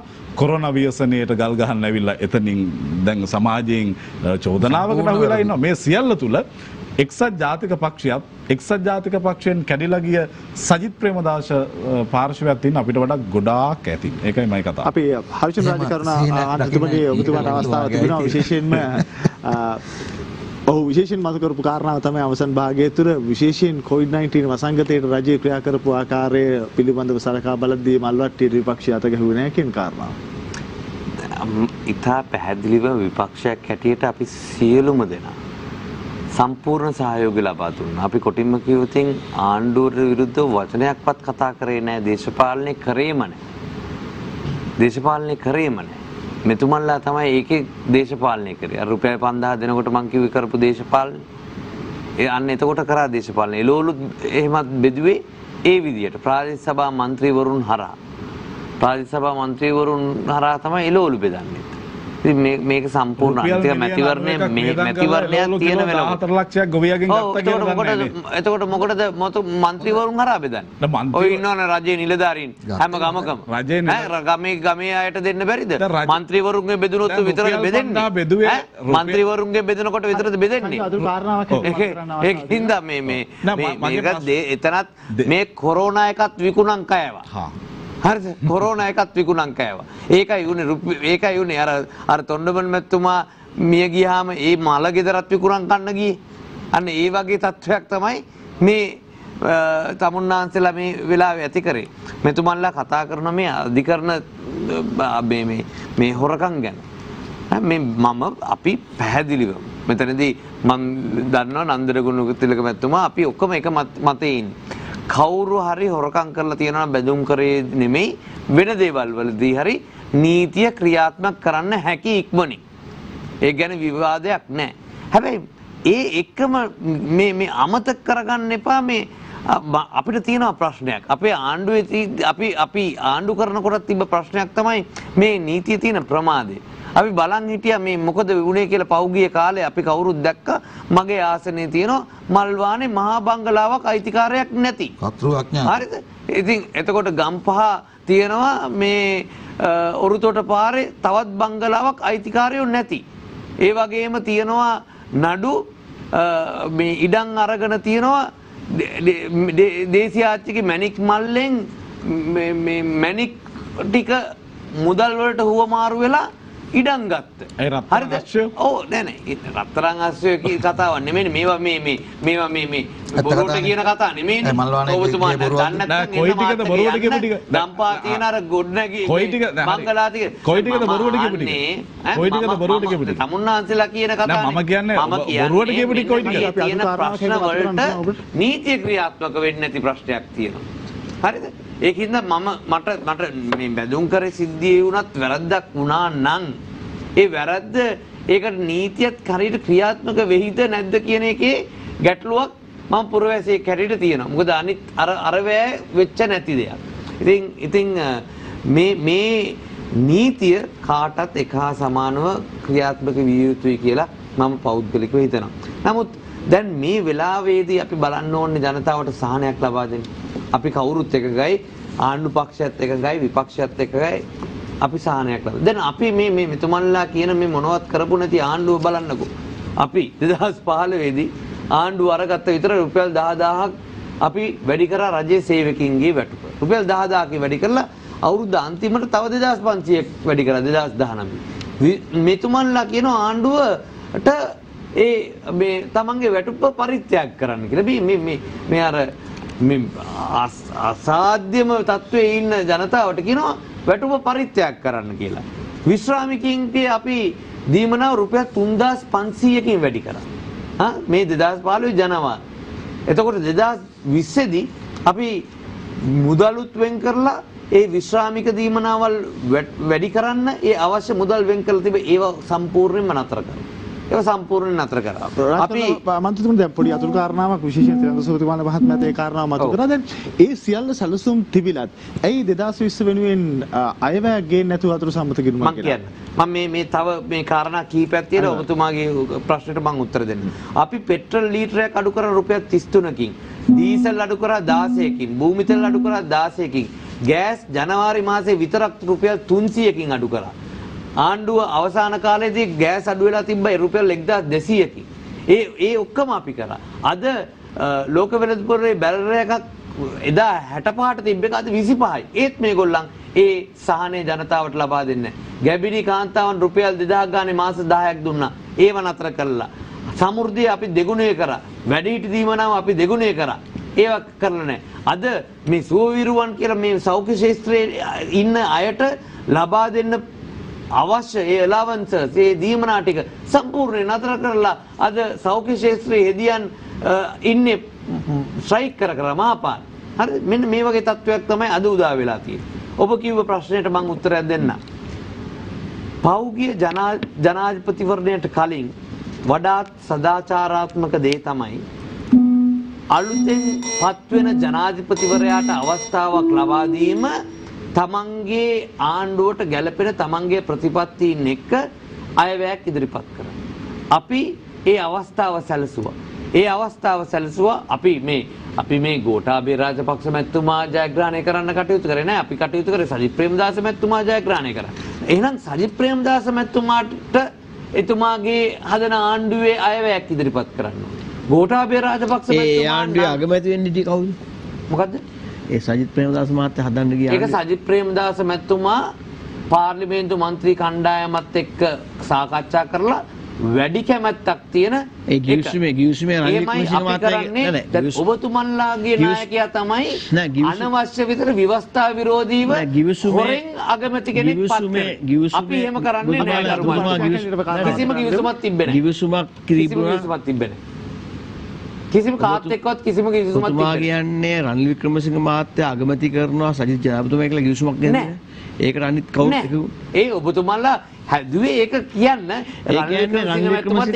ඒක කිව්වා. එතකොට ඒක වැඩේ ඔක්කොම මේ එතුමා ප්‍රකාශ කරා. නමුත් කිසිම ගිවිසුමක් එහෙම තිබ්බේ නැහැ. නමුත් මං කියන්නේ එතුමාට අයිතියනේ එතුමා කියන දේ. ඒක රනිල් වික්‍රමසිංහ මැතිතුමා කියන දේ ඒක ප්‍රශ්න නැහැ. නමුත් ඊට වඩා මහා විනාශයක් කරානේ අගෝස්තු වල. මේ මහින්ද රාජපක්ෂ මැතිතුමාව හොරෙන් අගමැති කරානේ. ව්‍යවස්ථා විරෝධීව. ඉතින් ඊට වඩා මේක අපි අවස්ථාවක් ලබා දුන්නා එන ජනාධිපතිවරයාට තමන්ගේ ආණ්ඩුවේ අයවැයක් ඉදිරිපත් කරන්න. ඒ විතරක් නෙමෙයි අපි ඒකට කාලයකට අප්‍රේල් 30 වෙනකන් මුදලුත් වෙන් කරලා තිබ්බේ. මුදලුත් වෙන් කරලා ඒ ඔක්කොම අනුමැතිය ලබා දීලා තියෙන. නමුත් ඒ අයවැය ඉදිරිපත් කරේ නැහැ. ඒ අයවැය ඉදිරිපත් කරේ නැහැ. පාර්ලිමේන්තුව කල් තිබ්බ මාසයක්. ඊට පස්සේ විසිරවා හැරියා. මේ මාස 3ක් විතර තිබ්බ අගේට අයවැයක් ඉදිරිපත් කරන්න තිබ්බා. අගේට අයවැයක් ඉදිරිපත් කරාන මේ මූල්‍යම ප්‍රශ්නය ඇති වෙන්නේ නැහැ. නමුත් අද අපි එපා කියද්දී පාර්ලිමේන්තුව විසිරෙව්වා. කොරෝනා තත්ත්වය පිළිබඳව මම ඒ ගෞරවය ලබා දෙනවා විශේෂයෙන්ම සෞඛ්‍ය ක්ෂේත්‍රයට ආරක්ෂක අංශ වලට. නමුත් ඒ වෙලාවේ පාර්ලිමේන්තුව විසිරෙව්වේ හැරියේ නැතුව හිටියනම් මීට වඩා හොඳට මේක පාලනය කරන්න තිබුණා. පැහැදිලි. අප දෙවන වටේ අවසානයේට තමයි සේලන් වන්නේ. වඩාත් සංවාදාත්මකව අපිට දෙවන වටේ ඉදිරියට රැගෙන යන්නට අවස්ථාව ලැබුණා. අප විශ්වාස කරනවා ඔබ වෙනුවෙන් මේ සියලු සංවාද සහ මේ මතුවන කාරණා මතුවන්නේ ඔබ වඩාත් හොඳින් නිර්ධාරණය කරાવી කියා. අප තුන්වන වටය ආරම්භ කරන්නේ. තිලංග සුමතිපාල මහත්මයා දැන් දෙවන වටේදී ප්‍රතිපක්ෂයෙන් මතුවුණු ප්‍රධාන කාරණාවක් තමයි ජනතාවට සහන දෙනවයි කියලා ආපු ආණ්ඩුවක්. පහුගිය කාල තුල ජනතාවගේ සහන කප්පාදු කරයි කියන කාරණාව. දැන් මේක තේරෙන්නේ කියන එක UMP එකටයි විපක්ෂයටයි මට තේරෙනවා. ඒක නිසා මට ඒගොල්ලන්ගේ මේ පුහු අදහස් ගැන කතා කරන්න මට අවශ්‍ය නැහැ. මම කියන්නේ මේ ඇතිලා තියෙන தත්ත්වය අපි තේරුම් ගන්න. අපිට 1960 ඉඳන් වැඩවසන් සමයත් එක්ක ඉඳලා ඇවිල්ලා අපි රට ඒතකොට උගා පොඩි රටක් අපිට උත්සාහයක් ගන්න බලුවා ඒ වෙලාවෙත් අපිට යන්න හම්බුන්නේ නැහැ ලොකු වතු වලට ගිහිල්ලා අලගිය එහෙම නැත්නම් නිෂ්පාදනය. ඊට පස්සේ එනවා කර්මාන්ත යුගය. ඉන්ඩස්ට්‍රියල් රිවොලුෂන් එක. ඉතින් ඒකෙදිත් ලංකාව අපොහොසත් වෙච්ච රටක්. අන්තිමට අපිට එනවා ඔහොම ගිහිල්ලා තොරතුරු තාක්ෂණයත් එක්ක දැන් මේ දෙවනි මහ ලෝක යුද්ධයේ අපිට තුන්වෙනි ලෝක රටවල් මේ ඔක්කොම කියාගෙන ඇවිල්ලා මේ කොරෝනා වසංගතයත් එක්ක අපිට ලෝකේ ප්‍රබලයා දුබලයා වෙලා තියෙනවා. ඇමරිකාව ලක්ෂයක් මැරිලා. එතකොට ජර්මනිය, යුරෝපය සියලුම බලවතුන්ට වැදිලා. දැන් අපි ගෝලීයකරණයත් එක්ක බාගෙට ගෝලීකරණය කරපු රටක් මේ 77 විවෘත ආර්ථිකයත් එක්ක. ඒ නිසා බහුභූත ආර්ථික ප්‍රතිපත්ති දැන් තමයි වෙලාව අපිට අර කියන්නේ equal playing field කියලා හැමෝටම එක පිට්ටනියක තියෙන ශ්‍රී ලංකාවේ. දැන් අපේ හැකියාව දක්ෂතාවයේ මැනගෙන අපිට තියෙන ස්වභාවික සම්පත් ගැන තේරුම් අරගෙන අපි හරියටම අපේ ආර්ථික ප්‍රතිපත්තිය මේ වෙලාවේ ගිහිල්ලා ස්ථානගත කරගත්තොත් මේ තියෙන අවස්ථාව අපිට ජීවිතේට ආයෙන්නේ එක ශක්තිමත් ප්‍රබල ඍජු නායකත්වයක්. කියන්නේ රටක ප්‍රතිපත්තියේ තීන්දුවක් ගත්තම මේක ගලාගෙන යන්න ඕන. ස්ථාවර රජයක්. ඒක පැහැදිලි මේ මැතිවරණයෙන් පස්සේ. එතකොට ආයෝජකයන් හෝ මොනහරි බදු ප්‍රතිපත්ති, විදේශ ප්‍රතිපත්ති එවැනි දෙයක් කතා කරනකොට මිනිස්සු විශ්වාස කරනවා. දැන් අපිට මතකයි 82 83 කාලෙට ඉස්සෙල්ලා අපි කික්කඩුව පැත්තේ යනකොට මම හිතන නන්දන මහත්තයලා අපිට මතකයි විශාල සූද්දෝ ඉන්නේ. හරියට යුරෝපෙට ගියා වගේ අපි අස්සන තිබුණා. නමුත් 83 කළු ජූලියත් සමග ඇතිවෙච්ච තත්ත්වය අපිට ඒ විදිහට සංචාරක ව්‍යාපාර ගියා මාලදිවයිනට. එතකොට ලක්ෂ 7ක්වත් ආවේ නැහැ. දැන් මිලියන 4ක් එනවා අවුරුද්දට. මේ දවසකට ඩොලර් 400 500 ගණන්. අපිට ඒ විච අවස්ථාන ඔක්කොම නැති වෙලා ගියා. දැන් මේ කොරෝනා වසංගතයට අපි මුහුණ දීපු විදිය අනුව අපි කියමු කොරෝනා ෆ්‍රී කියලා. කොරෝනා නැති ඒ වගේම ඊටාම සාර්ථකව පාලනය කරගන්න පුළුවන් කලාපයක් ආසියාවේ බිහි වෙනවා. අපිට ඒ අවස්ථාව නිර්මාණය වෙනවා. ඉතින් අපි ඒ නිසා මේ හැම දෙයකම ඉස්සලා බලන්න ඕනේ අපි වැටිලා තියෙනවා ආර්ථිකයෙන්. අපි දුර්වල වෙලා තියෙනවා. නමුත් අපි අභියෝගයක් ඉස්සරහා අභියෝග කරලා ජයගත්ත ජාතිය. සීගිරි කාශ්‍යපගේ සීගිරි ඉඳන් ගත්තත් අපි හෙළ රජ දවසේ ඉඳන් බැලුවත් හෙළේ තිබෙච්ච දේ තමයි කොච්චර අභියෝග ආවත් අභියෝග වැඩි වෙච්ච වෙලාවක තමයි අපි නිර්මාණශීලීව එළියට ඇවිල්ලා. ඉතින් මේ අවස්ථාවේ මම නම් හිතන්නේ අපි ඔක්කොමලා කල්පනා කරන්න ඕනේ විපක්ෂයේ മന്ത്രിවරුන් වෙන්න පුළුවන්. හැබැයි හැමෝම එකතු වෙන්න ඕනේ ප්‍රධාන කරුණු සඳහා. ඉතින් මේ කොවිඩ් වසංගතය දැන් ඇවිල්ලා මේකට මුහුණ දීලා අපි මේකෙන් එළියට එමින් ඉන්න වෙලාව. හැබැයි දැන් මේකේ පැහැදිලිව පේනවා ගෝඨාභය රාජපක්ෂ මැතිතුමා මේ දේශනා කරන ධර්මය පැහැදිලිවම රට පිළිගන්න. දේශපාලඥයෝ පිළිගන්න නැති වෙන්න පුළුවන්. මොකද කැකෑරි මේ ජනතාව හිටිය දේ තමයි, ඉල්ලපු දේ තමයි, බලාපොරොත්තු වෙච්ච දේ තමයි විධායකයෙ විසින් ක්‍රියාත්මක කරන්නේ. ඒක නිසා මම හිතනවා අපි ඔක්කොටම ගෝඨාභය රාජපක්ෂ මැතිතුමා වගේ නායකයෙක්ගෙන් ගැටක් තියව ගන්න. එතුමාගෙන් අපිට වැඩක් ගන්න තියෙනවා. নানা ප්‍රකාර විදියට එහෙට මෙහෙට ගිහිල්ලා ඇත්ති වෙන්න දුක් විඳපු රට. 71 කැරල්ල ගැහුවා. 88 89 ආයෙත් කැරලක් ආවා. 83 ඉඳන් 2009 වෙනකන් උතුරේ බෙදුම් වාදීන් ගැහුවා. අන්තිමට 2019 සාරානුත් ගැහුවා. ඉතින් අවුරුදු 72ක් ප්‍රජාතන්ත්‍රයෙන් 40ක් අපි යුද්ධ කරපු රටක්. ඒක ජේ.ආර් මහත්තයාද, චන්ද්‍රිකා මැතිණියද, ප්‍රේමදාස මහත්තයාද, මහින්ද රාජපක්ෂ මැතිතුමානේ අපි ඔක්කොම. අපි අවුරුදු 40ක් විතර හිර වෙලා හිටිය ජාතියක්. මේ පළවෙනි වතාවට අපිට හම්බ වෙන සැනසුම් සුසුමක් හෙල්ල ජාතික සැලැස්මක් එක ඉදිරියට යන්න. ඉතින් මම හිතන්නේ මේ සුලියෙන් එළියට එන්න කල්පනා කරන්න. අපි සියත මාලිකාවෙන් බලාපොරොත්තු වෙන්නේ ජාතික සුලියක හිර වෙච්චා හිටියා අපි එළියට එන්න පුළුවන්.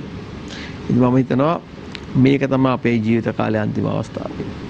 මේ අපි ඉන්නේ ජීවිත කාලයේම අපිට ගොඩනැගිලා තියෙන ස්වර්ණමය අවසන් අවස්ථාව තුර ජනතාව අපේක්ෂා කරපු දේ ජනාධිපතිතුමා ඉටු කරමින් ඉන්නවා. නමුත් විපක්ෂයේ දේශපාලඥයින්ට තමයි මේ දේ තේරෙන්නේ නැති. බිම්මට්ට මේ තියෙන දේ නෙමෙයි විපක්ෂය කියන්නේ කාරණාවයි මත වෙන්නේ.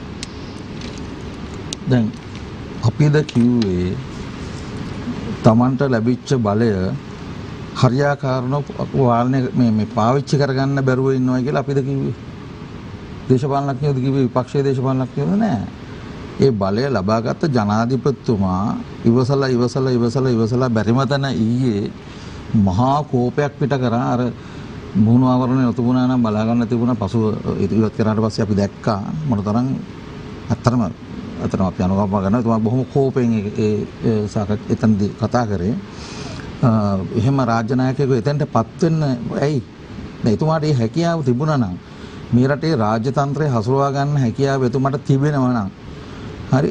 දැන් කවුද මේ හසුරවන්න ඉඩ දෙන්නේ නැත්තේ? ඒකනේ දැන් ප්‍රශ්නේ. ඒක එතුමාගේ ඒ සාකච්ඡාවේ යම් මොහොතක පිට වෙනවා. වෙන විදියකට වක්‍ර විදියට.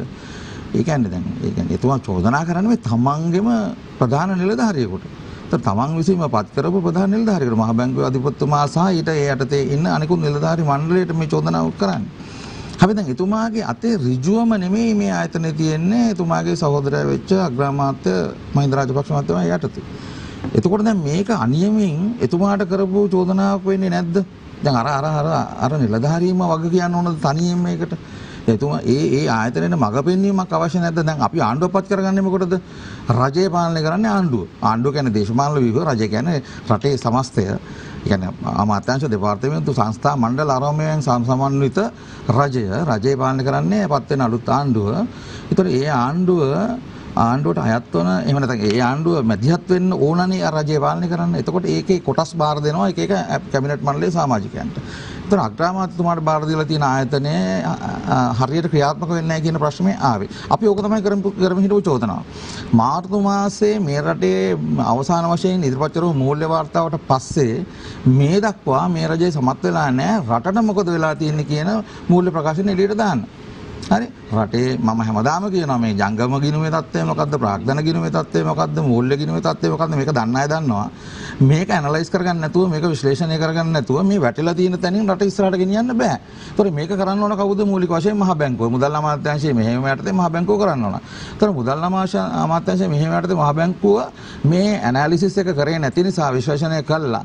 දැන් අපි වැටිලා ඉන්නේ කොතැනටද? ඒ වැටලා තියෙන තැන අනුව කොහොමද අපි මේ විවිධ ක්ෂේත්‍ර ආර්ථිකයේ විවිධ ක්ෂේත්‍ර ගොඩ දාන්න කටයුතු කරන්න කියන එක සම්බන්ධව ජනාධිපතිතුමාට උපදෙස් දුන්නේ නැහැ කියලා තමයි ජනාධිපතිතුමා මහ බැංකුවේ නිලධාරීන්ට දෙහි කැපුවේ. ඉතින් හරිනේ දැන් මම මෙච්චර කාලයක් කිව්වේ ඕක තමයි මම ඉතින් ඉස්සෙල්ලා සාකච්ඡාවලදී මේ කියලා දෙනවා. අපේ නායකතුමා මේ ගැන ඊටාම පැහැදිලිව කීපවරක් ප්‍රකාශ කරා රටේ මූල්‍ය තත්ත්වය රටේ ජනතාවට කියන්න. දැන් කොරෝනා වලින් පස්සේ අපි ඉන්නේ කොතනද? කොරෝනා වලින් පස්සේ මේ ආර්ථිකය වැටලා තියෙන්නේ කොතනද? එතන ඉඳලා කොහොමද අපි මේක ඉස්සරහට ගෙනියන්නේ? ඉස්සෙල්ලා ඉන්න තැන අඳුරගෙන ඉන්න එපා. ඉන්න තැන අඳුරගෙන නැතුව කොහොමද ඉස්සරහට යන්නේ? එතකොට ගොඩා කර්මාන්තකරුවට හරි කුෂි කර්මයට හරි සේවා ආර්ථිකයට හරි මොකක්ද අපි කරන්නේ කියලා කොහොමද මේක පටන් ගන්න කියලා මේ අලුත් ප්‍රවණතාවයන් පැනගලා තියෙනවා ලෝකේ. කොරෝනා තත්ත්වයත් එක්ක ඒ ප්‍රවණතාවයන් කොහොමද අපි ඇප්ලයි කරගන්නේ අපේ රටට? හරි අපි මෙතෙක් කාලයක් කරපු සමහර වේදන් තවදුරටත් කරනවද නැද්ද? මම ඉස්සෙල්ලා සාකච්ඡාවේදී කිව්වා අධිවේගී මාර්ග ඒ තරමටම දැන් අපි ප්‍රමුඛතාවයට ගේන්න ඕන. අපි ආර්ථිකේ වැටිලා තියෙන තත්ත්වෙට මං කියන්නේ අධිවේගී මාර්ගේ පා කියලා මං කොහෙදවත් කියලා නෑ. කලින් සාකච්ඡාවකදී එහෙම කිව්වයි කියලා මේ කවුදෝ කිව්වා මට. එහෙම නෙමෙයි මම කිව්වේ අපි ප්‍රමුඛතාවයස්තු හදා ගන්න ඕන. දැන් අපි මහජනයා ජීවත් කරන්නේ මේ ඔක්කොම කරන්නේ. මහජනයා ජීවත් කිරීම සහ අනාගතයේ ගොඩනැගීම සඳහා මේ හැමදේම කරන්නේ. අනාගත පරම්පරාවට අපි රටක් මේ ගොඩනැගීම සඳහා තමයි මේ හැමදේම කරන්නේ. ඒ සඳහා දැන් අපි දන්නේ ඉන්නේ කොතනද කියලා. හරි පැහැදිලි. මහ බැංකුව මේ සම්බන්ධව විශ්ලේෂණය කරාද දන්නේ නැහැ. නමුත් අපිට රටට කියලා නැහැ. මිනිස්සුන්ට කියලා නැහැ. ආණ්ඩුව දන්නේ නැහැ. ඒ නිසානේ ජනාධිපතිතුමා කියන්නේ මම මෙච්චර කිව්වා මේකෙන් අපිට දෙන්නේ නැහැ හදලා දෙන්නේ නැහැ කියලා කියන්නේ. හරි. ඉතින් ඒක තමයි මේ මාස 9ක පළදාව. අස්වැන්න බැරිකම නැවතත් බැරිකම. දැන් කොරෝනා අර්බුදයේදී වුණාත් හැසිරිච්ච දේ බලන්න දැන් අපේ රටින් විදේශගත වෙලා ඉන්න මහා විශාල පිරිසක් ඉන්නවා විශේෂයෙන් මැදපෙරදිග කලාපේ. ඒ මිනිස්සු අඬා එක කාමරේ ඉන්නේ 15ක් ඉන්නවා 20ක් ඉන්නවා අපිට එක්කෙනෙකුට හදුනොත් ඔක්කොම පේලියට මැරෙනවා අපිව ගෙන්න ගන්න කී දැන් කාලයක් තිස්සේ කියනවා. ඊ අතර සීසෙල්ස් වලින් මිනිස්සු ගෙන්නනවා. ආගමික කටයුතු වලට මිනිස්සුන්ට එන්න දෙනවා. ඒක වරදක් නැහැ. ඒ මිනිස්සුගේ අයිතිය. නමුත් ඊට ප්‍රමුඛතාවයේ දීලා පුළුවන් තරම් ගුවන් ගමන් වාර ගානක් යොදවලා මධ්‍යස්ථාන ගාන වැඩි කරලා ඒ අවශ්‍ය පහසුකම් වැඩි කරලා මොකද අපිට WHO එකෙන් මුදලක් දෙනවයි කියලා තියෙනවානේ. ඒ මුදල දෙනවයි කියන පොරොන්දුව පිට වැඩ කරපු රටවල් ඕන තරම් ලෝකේ තියෙනවා. තමන්ගේ භාණ්ඩාගාරයෙන් සල්ලි වේදම් කරලා ජනාධිපතිතුමාට ඒකට බලය තියෙනවා. ඉතින් එහෙම අරගෙන ඒක අර මුදලේ මුදල් අරගෙන පස්සේ පාර්ලිමේන්තුවෙන් අනුමත කරගන්න පුළුවන්කම තියෙනවා. ඉතින් එහෙම කරන්න පුළුවන්කම තියෙද්දි අර මධ්‍යපෙරදිග මිනිස්සු තාම අඬ ඉන්න බලන්න හැමදාම Facebook එකේ කොච්චර යනවද කියලා ඉස්සර. එහෙම ඒ දුර්වලකම නෙමෙයිද? හරි නාවික හමුදාවේ 800 ඉක්මවලා ගියේ ඒ දුර්වලකමක් නිසා නෙමෙයිද? ඒක පාලනය කරගන්න බැරුණේ ඒ තරම් විධිමත් ඒ කියන්නේ හොඳ විනයක් සහිත පද්ධතියක් ඇතුලේ කොරෝනා පෙතරෙන් එක පාලනය කරගන්න බැරුණේ ආණ්ඩුවේ අඩුපාඩුව නිසා නේද? සමස්තයක් විදිහට ගත්තම ආරම්භයේ සිට යම් පාලනයක් කරගන්න සමත් වුණා. සැලකුතු මට්ටමට ඒක කරගත්තා. නමුත් මෙහෙම දුර්වලකම් ප්‍රමාණිකුත් එක්ක හරි ඒ අවශ්‍යතාවයට අනුව කටයුතු කළා නැහැ. ඒ නිසා මේ කොච්චර සුන්දර කතා කිව්වත් ආණ්ඩුව දිනෙන් දින පහලට වැටෙමින් ඉන්නවා කියන එක මේ හැම දෙයක්ම හරහා ඔප්පු කරනවා. ඊයේ ජනාධිපතිතුමාගේ ඒ කතාව ඇතුලේ යටින් තියෙන වෙන මොකක්වත් නෙමෙයි Tamanට මේ රට පාලනය කරගන්න බෑ කියන එක. ස්තුතියි ඔබතුමන්ට. අපේ සංජීව දිරිමානවතුමන් දෙසට හැරෙන්නේ විශේෂයෙන් මතු කරන ප්‍රධාන කාරණාව තමයි ඊයේ දවසේදී මුදල් අමාත්‍යාංශය නැත්නම් මහ බැංකුවේ නිලධාරීන් පිට ගියේ මුදල් අමාත්‍යාංශයේ තිබෙනා වූ නොහැකියාව ගෙවිගිය මාස 6 තුල නිවැරදි මූල්‍ය විශ්ලේෂණයක් වජිර නැහැ කියන චෝදනාව. මට තියෙන ප්‍රශ්නේ නන්දන ගුණතිලක මහත්තයාව JVP නුත් එළියට අරගෙන UNP ටත් අරගන්න පුළුවන් වුණා. හැබැයි තාම මේ අර මහ බැංකුවයි රාජ්‍ය නායකයා අතර ඇතිවෙච්ච සංවාදයේ ඇත්ත හැඩේ ඒක නෙවෙයි කියන තැනින් එළියට ගන්න තාමත් බෑ. එක්කෝ ඒක මට තේරෙන්නේ නැහැ හේතුව මොකද්ද? නෑ අනේ සමහරවිට මම ඔබට ගරු කරනවා. මම ජේෂ්ඨත්වයට ගරු කරන්නත් බෑ. නමුත් මෙන්න මේකයි දැන් ඔබගේ කියවීම නිවැරදි නැහැ ගරු මන්ත්‍රීතුමනි. මොකද දැන් ඔබ කියනවා මාස්ක් එක ගැලවුවා කේන්තියේ පේන්න තිබ්බා කියලා. නෑ ඒක වැරදි. නෑ ගැලවුවා කෙනෙක්ගේ ස්වභාවික තරහ ආදරය හෝ දෙයක් පේන්නේ ඇස් වලින්. ඇස් දෙක පෙවුණානේ ඒකේ. කටේ නෙමෙයි තරහ හෝ මේ අභිනය මනින්නේ මිනිහගේ ඇස් වලින්. ඒ ඇස් දෙකේ තිබුණේ මේ රටේ මිනිස්සු පිළිබඳව කරන පැහැදිලි කිරීමක්. ඒ කියන්නේ එතුමා විසින් ඒ උත්සාහ කළේ එතන මේ ඊටාම මේ ජනාධිපතිතුමා පැත්තලා මේ AV එකක් ප්ලේ කරලා වීඩියෝ ප්‍රසන්ටේෂන් එකක් කරලා හරියන්නේ නැහැ. එතන ඒ කතාව කතා කරන්න ඕන. මොකක්ද මේ වැරදි විවේචනය? කියන්නේ රාජ්‍ය නායකයාට තමන්ගේ ආණ්ඩුවේ ජනතාව වෙනුවෙන් බරපතල ඇත්තටම ස්වභාවික ආර්ථික ගැටලුවක් තියෙනවානේ. සියලු නිෂ්පාදන කර්මාන්ත මාස 3ක් වැඩ කළේ නැහැ. අපේ ගේ ළඟ පොඩි කඩේ ඉඳලා වහලා තිබුණේ මේ ආර්ථික ස්වභාවික ආර්ථික ගැටුමෙන් අපි එළියට එන්න ඕනේ. ඒ මැදිහත් වීම තමයි අපි මේ කරන්නේ. ඒ මැදිහත් වීම තමයි අපි මුල ඉඳලම දැන් රටකට සිද්ධ වෙනවා සමාජයේ මුදල් සංසරණය මීට වඩා යම් ප්‍රශස්ත මට්ටමක් නිර්මාණය කරගන්න. ඉතින් එතුමා එක ගන්න සමහර එක ඇයි නොවැම්බර් මාසයේ සිට මේ බැංකුවේ ක්‍රියාවලිය මේ විදිහේ කියලා පෙනිපෙනි මැදිහත් උන්නේ නැති. හරියට මැදිහත් වුණා මන්ත්‍රීතුමා. මහ බැංකුව කතාව අපේ දැන් ඔබමයි යෝජනා කළේ ප්‍රමුඛතාවයක් ගැන. එතකොට දැන් අපි මේ ව්‍යසන මේක පළවෙනිම තැන තිබුණේ ලෙඩුන්ට බේත් කරන්න. ඒ වගේම ලෙඩේ බෝ වෙන එක වළක්වන්න. මේ වගේ ප්‍රශ්න ගණනාවක් කළමනාකරණය කරමින් අපි රටේ මූල්‍ය ප්‍රශ්නය කළමනාකරණය කළා. ඒක ඊළඟ පිම්ම පනින්න ජනාධිපතිතුමා මෙතනින් එහාට සිදුවිය යුතු දේ පිළිබඳව තමන්ගේ පැහැදිලි කිරීම කළා. දැන් එකකට පස්සේ එකක්ද කරන්නේ අපි නෑ. දැන් ඔබමනේ ප්‍රමුඛතාවක් ගැන කතා කළේ මම. ඔව්. දැන් ඔබතුමාම තමයි නැෂනල් මේ කියන්නේ ජාතික ප්‍රමුඛතා ලයිස්තුවක් පිළිබඳ කතාව ඔබ කිව්වේ ඒක මම කිව්වේ. මම නෙවෙයි කිව්වේ. කියලා කියන්නේ ඊළඟටත් එකක් තියෙනවා ඊට පස්සෙත් එකක් තියෙනවා. අපි මේ සියල්ල එකිනෙකට සමාන්තරව කළේ නැත්නම් කොහේ හරි ලොකු ප්‍රශ්නයක් ඇති වෙනවනේ උනේ නෑනේ. අපි මේ ප්‍රශ්නෙට මුහුණ දුන්න විදිය සාමාන්‍ය ලෙඩක් හැදුනහම උනේ ලෙඩා ස්පිරිතාලේ වෙලා බේත් ගත්තා. අපිට සිද්ධ වුණා ලෙඩාව හොයාගෙන ගිහලා බේත් කරන්න එක්කගෙන එන්න.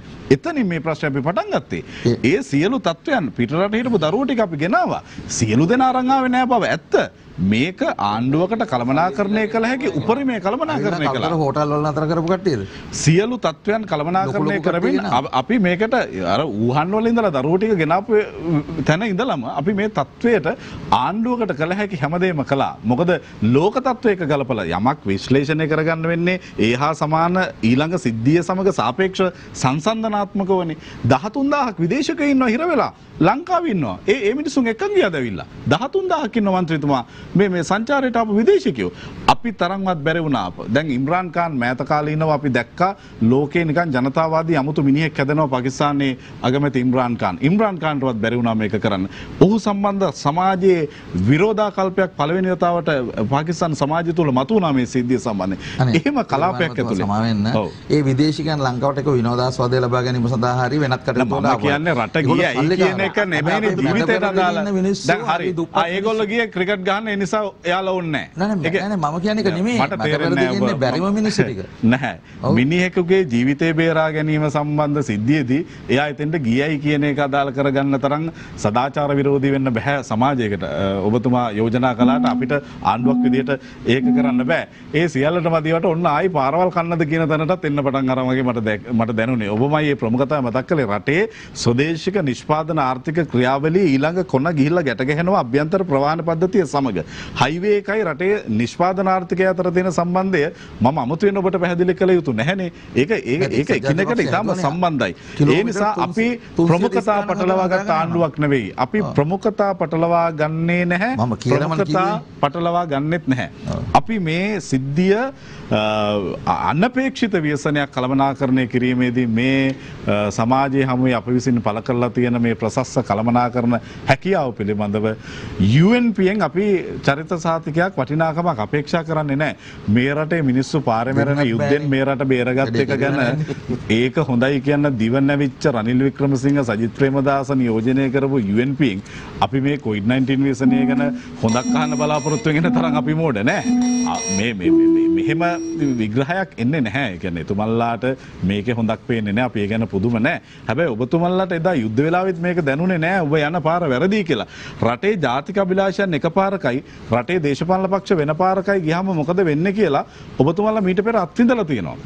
ඒක එදා තේරුම් නැත්නම් 6 වෙනිදා 7 වෙනිදා වෙනකොට අගෝස්තු මාසේ තේරෙයි නැවත රටේ ජාතික අභිලාෂය එකපාරකයි UNP එකපාරකයි යන්න ගියාම දැන් මේක UNP විතරක් කියන්නත් බෑ පාර්ශව දෙකක් තියෙන නිසා මේගොල්ලෝ වෙන පාරක යන්න ගිහිල්ලා ඒක රටේ ජනතාව ඒ පිළිබඳ ගන්න තීරණය වැඩි දවසක් නෑනේ අගෝස්තු 6 වෙනකොට අපිට මේ දැක බලා ගන්න පුළුවන් මේකම තමයි එදා 2010 දී උනේත් එක්සත් ජාතික පක්ෂයට ඒකම තමයි නැවත අගෝස්තු මාසේ 5 වෙනිදා ජනාධිපතිතුමා එන්න ගියාම අපේ නායකයා ගිහිල්ලා ඒ සාකච්ඡාවල සම්බන්ධ වෙලා උදව්ත් කරා. හරි අපි අවසන් වාසිකවටදී අදහසක් උඩට දෙනවා හර්ෂ රාජකරණ මන්ත්‍රීතුමනි විශේෂයෙන්ම මහ පොළොවේ තියෙන ජාතික අභිලාෂයන් තේරුම්ගෙන නෙමෙයි විපක්ෂයේ ඉන්න කියන චෝදනාව තමයි ප්‍රබල වශයෙන්ම නැගෙන්නේ.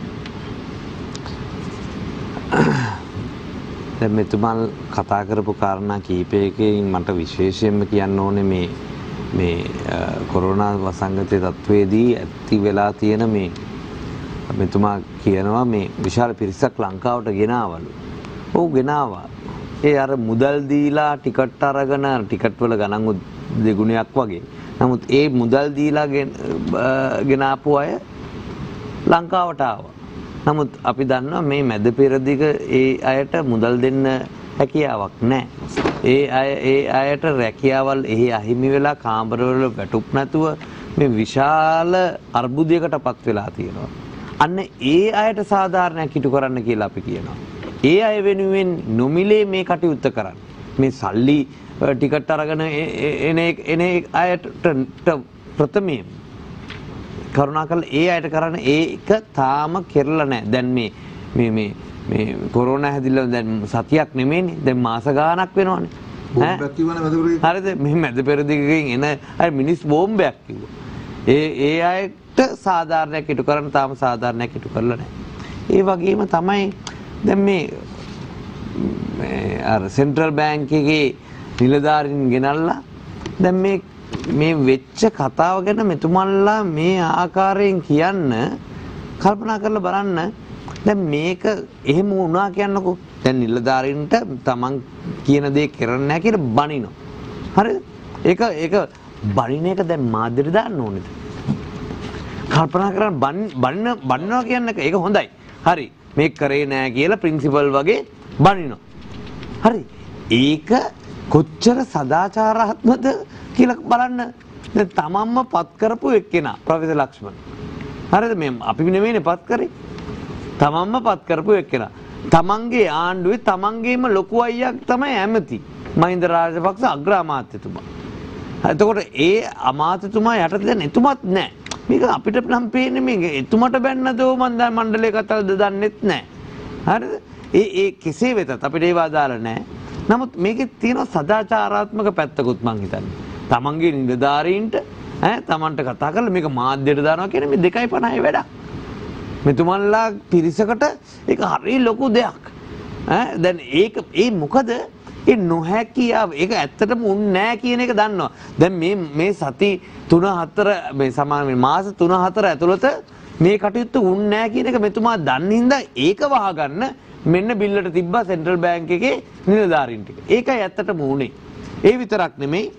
දැන් මෙහෙමනේ දැන් අපි දුන්නානේ සහනදායි ණය එන්ටර්ප්‍රයිස් ශ්‍රී ලංකා වැඩසටහන යටතේ අපි දුන්න සහනදායිලා. සමහර ණය ක්‍රම 15ක් විතර තිබ්බා. සමහරක් අය තිබ්බා 0 ඉන්ට්‍රස්ට්. කිසිම පොලියක් අය කරන්නේ නැහැ. නමුත් මේ පොලිය අපි ලංකා බැංකුව, මහජන බැංකුව, ජාතික ඉතිරි කිරීම බැංකුව, ප්‍රාදේශීය සංවර්ධන බැංකුව හරහා මේවා දුන්නා. ඒතකොට මෙන්න මේ ණය දුන්නට ඒවා ණය දුන්න එක නතර වුන්නේ නැහැ. ඒක ප්‍රමාදයක් වුන්නේ නැහැ. ඒ ක්‍රමවේදය හරියට හැදුවා. ඒ පොලිය රජයෙන් ඒ බැංකුව වලට ගෙව්වා. නැත්තම් මේ රජයේ ජනාධිපතිතුමා හෝ අගමැතිතුමා හෝ කිව්වා කියලා එහෙම ණය දෙන්න බෑ. ඒව කවුද ගෙවන්නේ? දැන් උදාහරණයක් කරලා කියන්නකෝ මම ලක්ෂයක් බැංකුවකට දාලා තියෙනවා 10% පොලියට. හරිද? එහෙනම් 12%ටවත් දෙන්න ඕනේ බැංකුව තවත් කෙනෙක්ට ණයකට.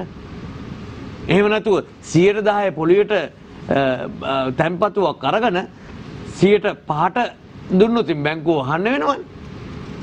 හරි මේක මෙන්න මේකට අවශ්‍ය කටයුතු ටික කරලා නැහැ. ඒකයි ඇත්ත. ඒ කටයුතු ටික කරන්න අයවැයක් නැහැ. මුදල් වෙන් කරලා නැහැ.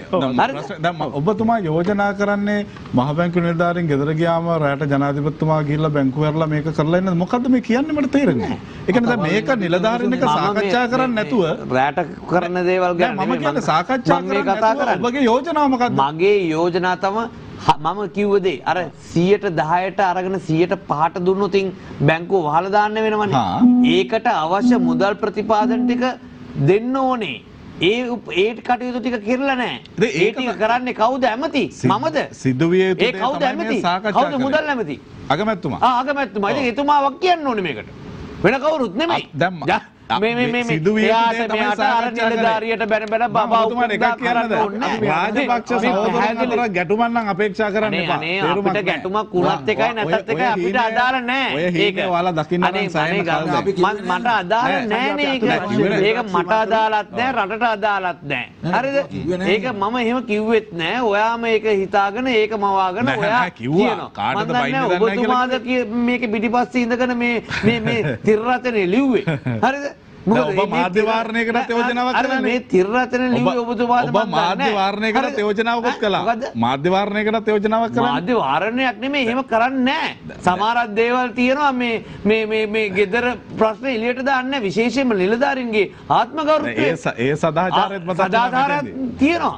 තමන්ගේ අන්න ඒකම තමයි කියන්නේ තියෙන තමන්ගේ නිලධාරීන්ට මේ බණින එක බණින එක එළියට දාන්න ඕනේ නැහැ. බයින එකක් නෙමෙයි සාකච්ඡාවක් ඒක. හරි ඒක සාකච්ඡාවක්. හරි ඔබතුමාට කියන හැටියට ඒක බනිනවා කියලා ඔබ මනින මිනුම් දන්න මට කියන්න. නෑ වෙන මගේ දන්නේ අනේ මේ නෑ ප්‍රියල් මට තප්පර දෙනවා. ඔබ ඒක බැනම ගරු නැතුමා මේක ඔබතුමා හිතනවා නම් ඔබ කිව්වා දැක්කේ නෑ මාස්ක් එක දීපසා කියලා හොඳයි කිව්වා කියලා. නමුත් රට දැක්ක දෙයක් තියෙනවානේ.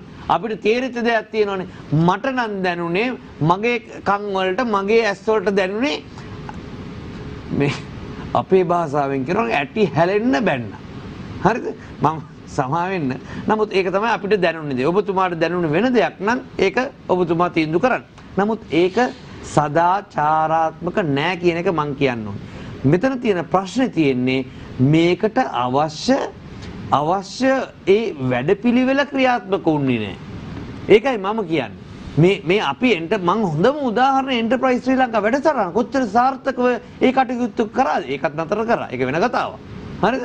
ඒකත් මේ අඩු පොලියට ණය ව්‍යාපාරේ දැන් මේ එන්ටර්ප්‍රයිස් ශ්‍රී ලංකා වැඩසටහන තිබ්බනම් අපේ ව්‍යාපාරේ ඒකෙන් ණය ටික අරගෙන හරි මේක බේර ගන්නවා. තමුන්නාන්සලා ආණ්ඩුවක් ඇවිල්ලා ඉස්සල්ලාම කරේ ඒ එන්ටර්ප්‍රයිස් ශ්‍රී ලංකා ණය ක්‍රමවේදය නැති කර මොකද්ද ඒක? කිසිම ගැටලුවක් නැහැ නේද? ඒක දේශපාලනයකුත් නෙමෙයි. මංගල සමරවීර මැතිතුමාගේ අදාළත්වයක් නැහැ. ඒක ව්‍යාපාරිකයන්ට සාර්ථකව වැඩ කටයුත්තක් කරන්න පුළුවන් වෙච්ච වැඩපිළිවෙලක්. ඒක නතර තමුන්නාන්සලා මේක මේ ජනාධිපතිතුමා මෙච්චර බනින්න ඕනේ නැහැ. එන්ටර්ප්‍රයිස් ශ්‍රී ලංකා ණය ව්‍යාපෘති තිබ්බනම්. එතුමාට කියන්න තමුන්නාන්සලා ගිහිල්ලා අනේ ජනාධිපතිතුමනි අර පෞගිය ආණ්ඩුවේ කරපු හොඳ දේවල් වලින් ප්‍රධානම එකක් තමයි එන්ටර්ප්‍රයිස් ශ්‍රී ලංකා වැඩසටහන. ඒක කරන්න කියන්නේ. මේක කරලා තියෙනවානේ මහා බැංකුව දන්නවා ඇති ඒක කරන්න. ඒකද ඒක කරන්න කියන්නේ. ඒක කරා නම් මේ ව්‍යාපාරිකයන්ට එහෙම හරි ණයක් ගන්න පුළුවන්.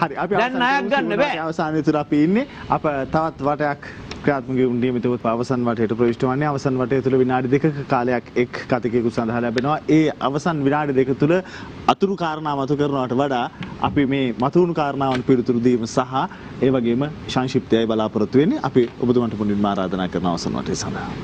දැන් අද අපි නොයෙක් කාරණා පිළිබඳව විවිධ මත තිබ්බත් අපි හැමෝම අපි 4 දෙනාම එකඟ වෙන පොදු කාරණාවක් තියෙනවා. ඒක තමයි රටේ ජනතාව අමාරුවෙන් ජීවත් වෙන්නේ කියන එක.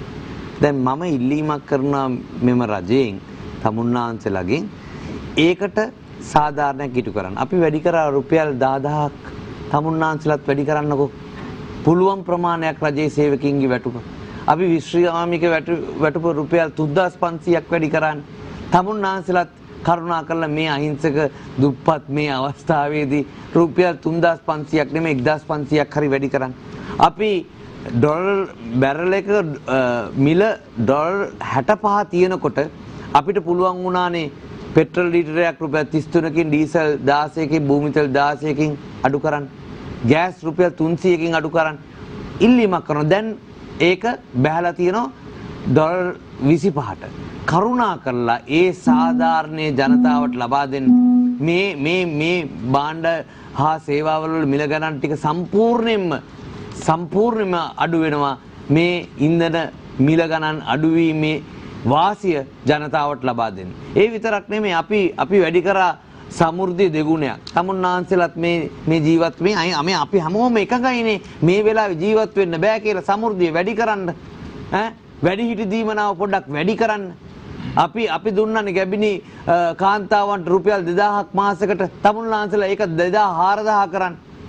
කරුණා කරලා මේ අපි වෙනුවෙන් ජීවිතයේ අනුතරේ දක්වලා සෞඛ්‍ය ශාස්ත්‍රයේ ඉන්න අයට තියෙන ඒ අලවන්සස් ටික ඒ දීමනා ටික කප්පාදු කරන්නේ නැතුව ඒ දීමනා ටික කරුණා කරලා ලබා දෙන්න වැඩිපුර ඒ එන්කරේජ් කරන්න. ඒ අයට මේ තියෙන එක නොදී ඉන්න නෙමෙයි. මං හිතන්නේ Tamanගේ දීමනාව වැඩි කරන්න පුළුවන් නම් ඊට වඩා වැදගත්. මොකද ඒ අයට පුළුවන් ආරක්ෂක නිලධාරීන්ට පොලිසියට ඒ අයට දිරි දීමනාවක් දෙන්න. ඒ අපි වෙනුවෙන් මේ කරන කැපකිරීමට දිරි දීමනාවක් දෙන්න. එහෙම දෙයක් කරලා මේ රටේ මෙච්චර අපාරුවෙන් ජීවත් වෙන මේ පිරිසට මේ ජනතාවට තමුන්නාන්සලට වැඩිපුර ඡන්දෙ දුන්නේ. ලක්ෂ 69ක් ඡන්දෙ දුන්නානේ. කරුණා කරලා මේ සමස්ත ජනතාවට සාධාරණයක් ඉටු කරන්න. අපි බලාගෙන ඉන්නවා ඒක කරනකම්. සංජය දුර්මානවතුමනි ඔබට අවස්ථාව. අපේ රටේ ජනතාව මේ ලෙඩෙන් මැරෙන්නේ නැතුව බේර ගැනීමේ දැවැන්ත මෙහෙයුමක් මේ මිෂන් එක සම්බන්ධව මේ රට සාර්ථකයි. ඒක තමයි ඇත්ත. ඒක තමයි රටේ පොදු මහ ජනතයාගේ හෘද සාක්ෂිය තුළ තියෙන මේ සිද්ධිය පිළිබඳ ඇත්ත කියවීම.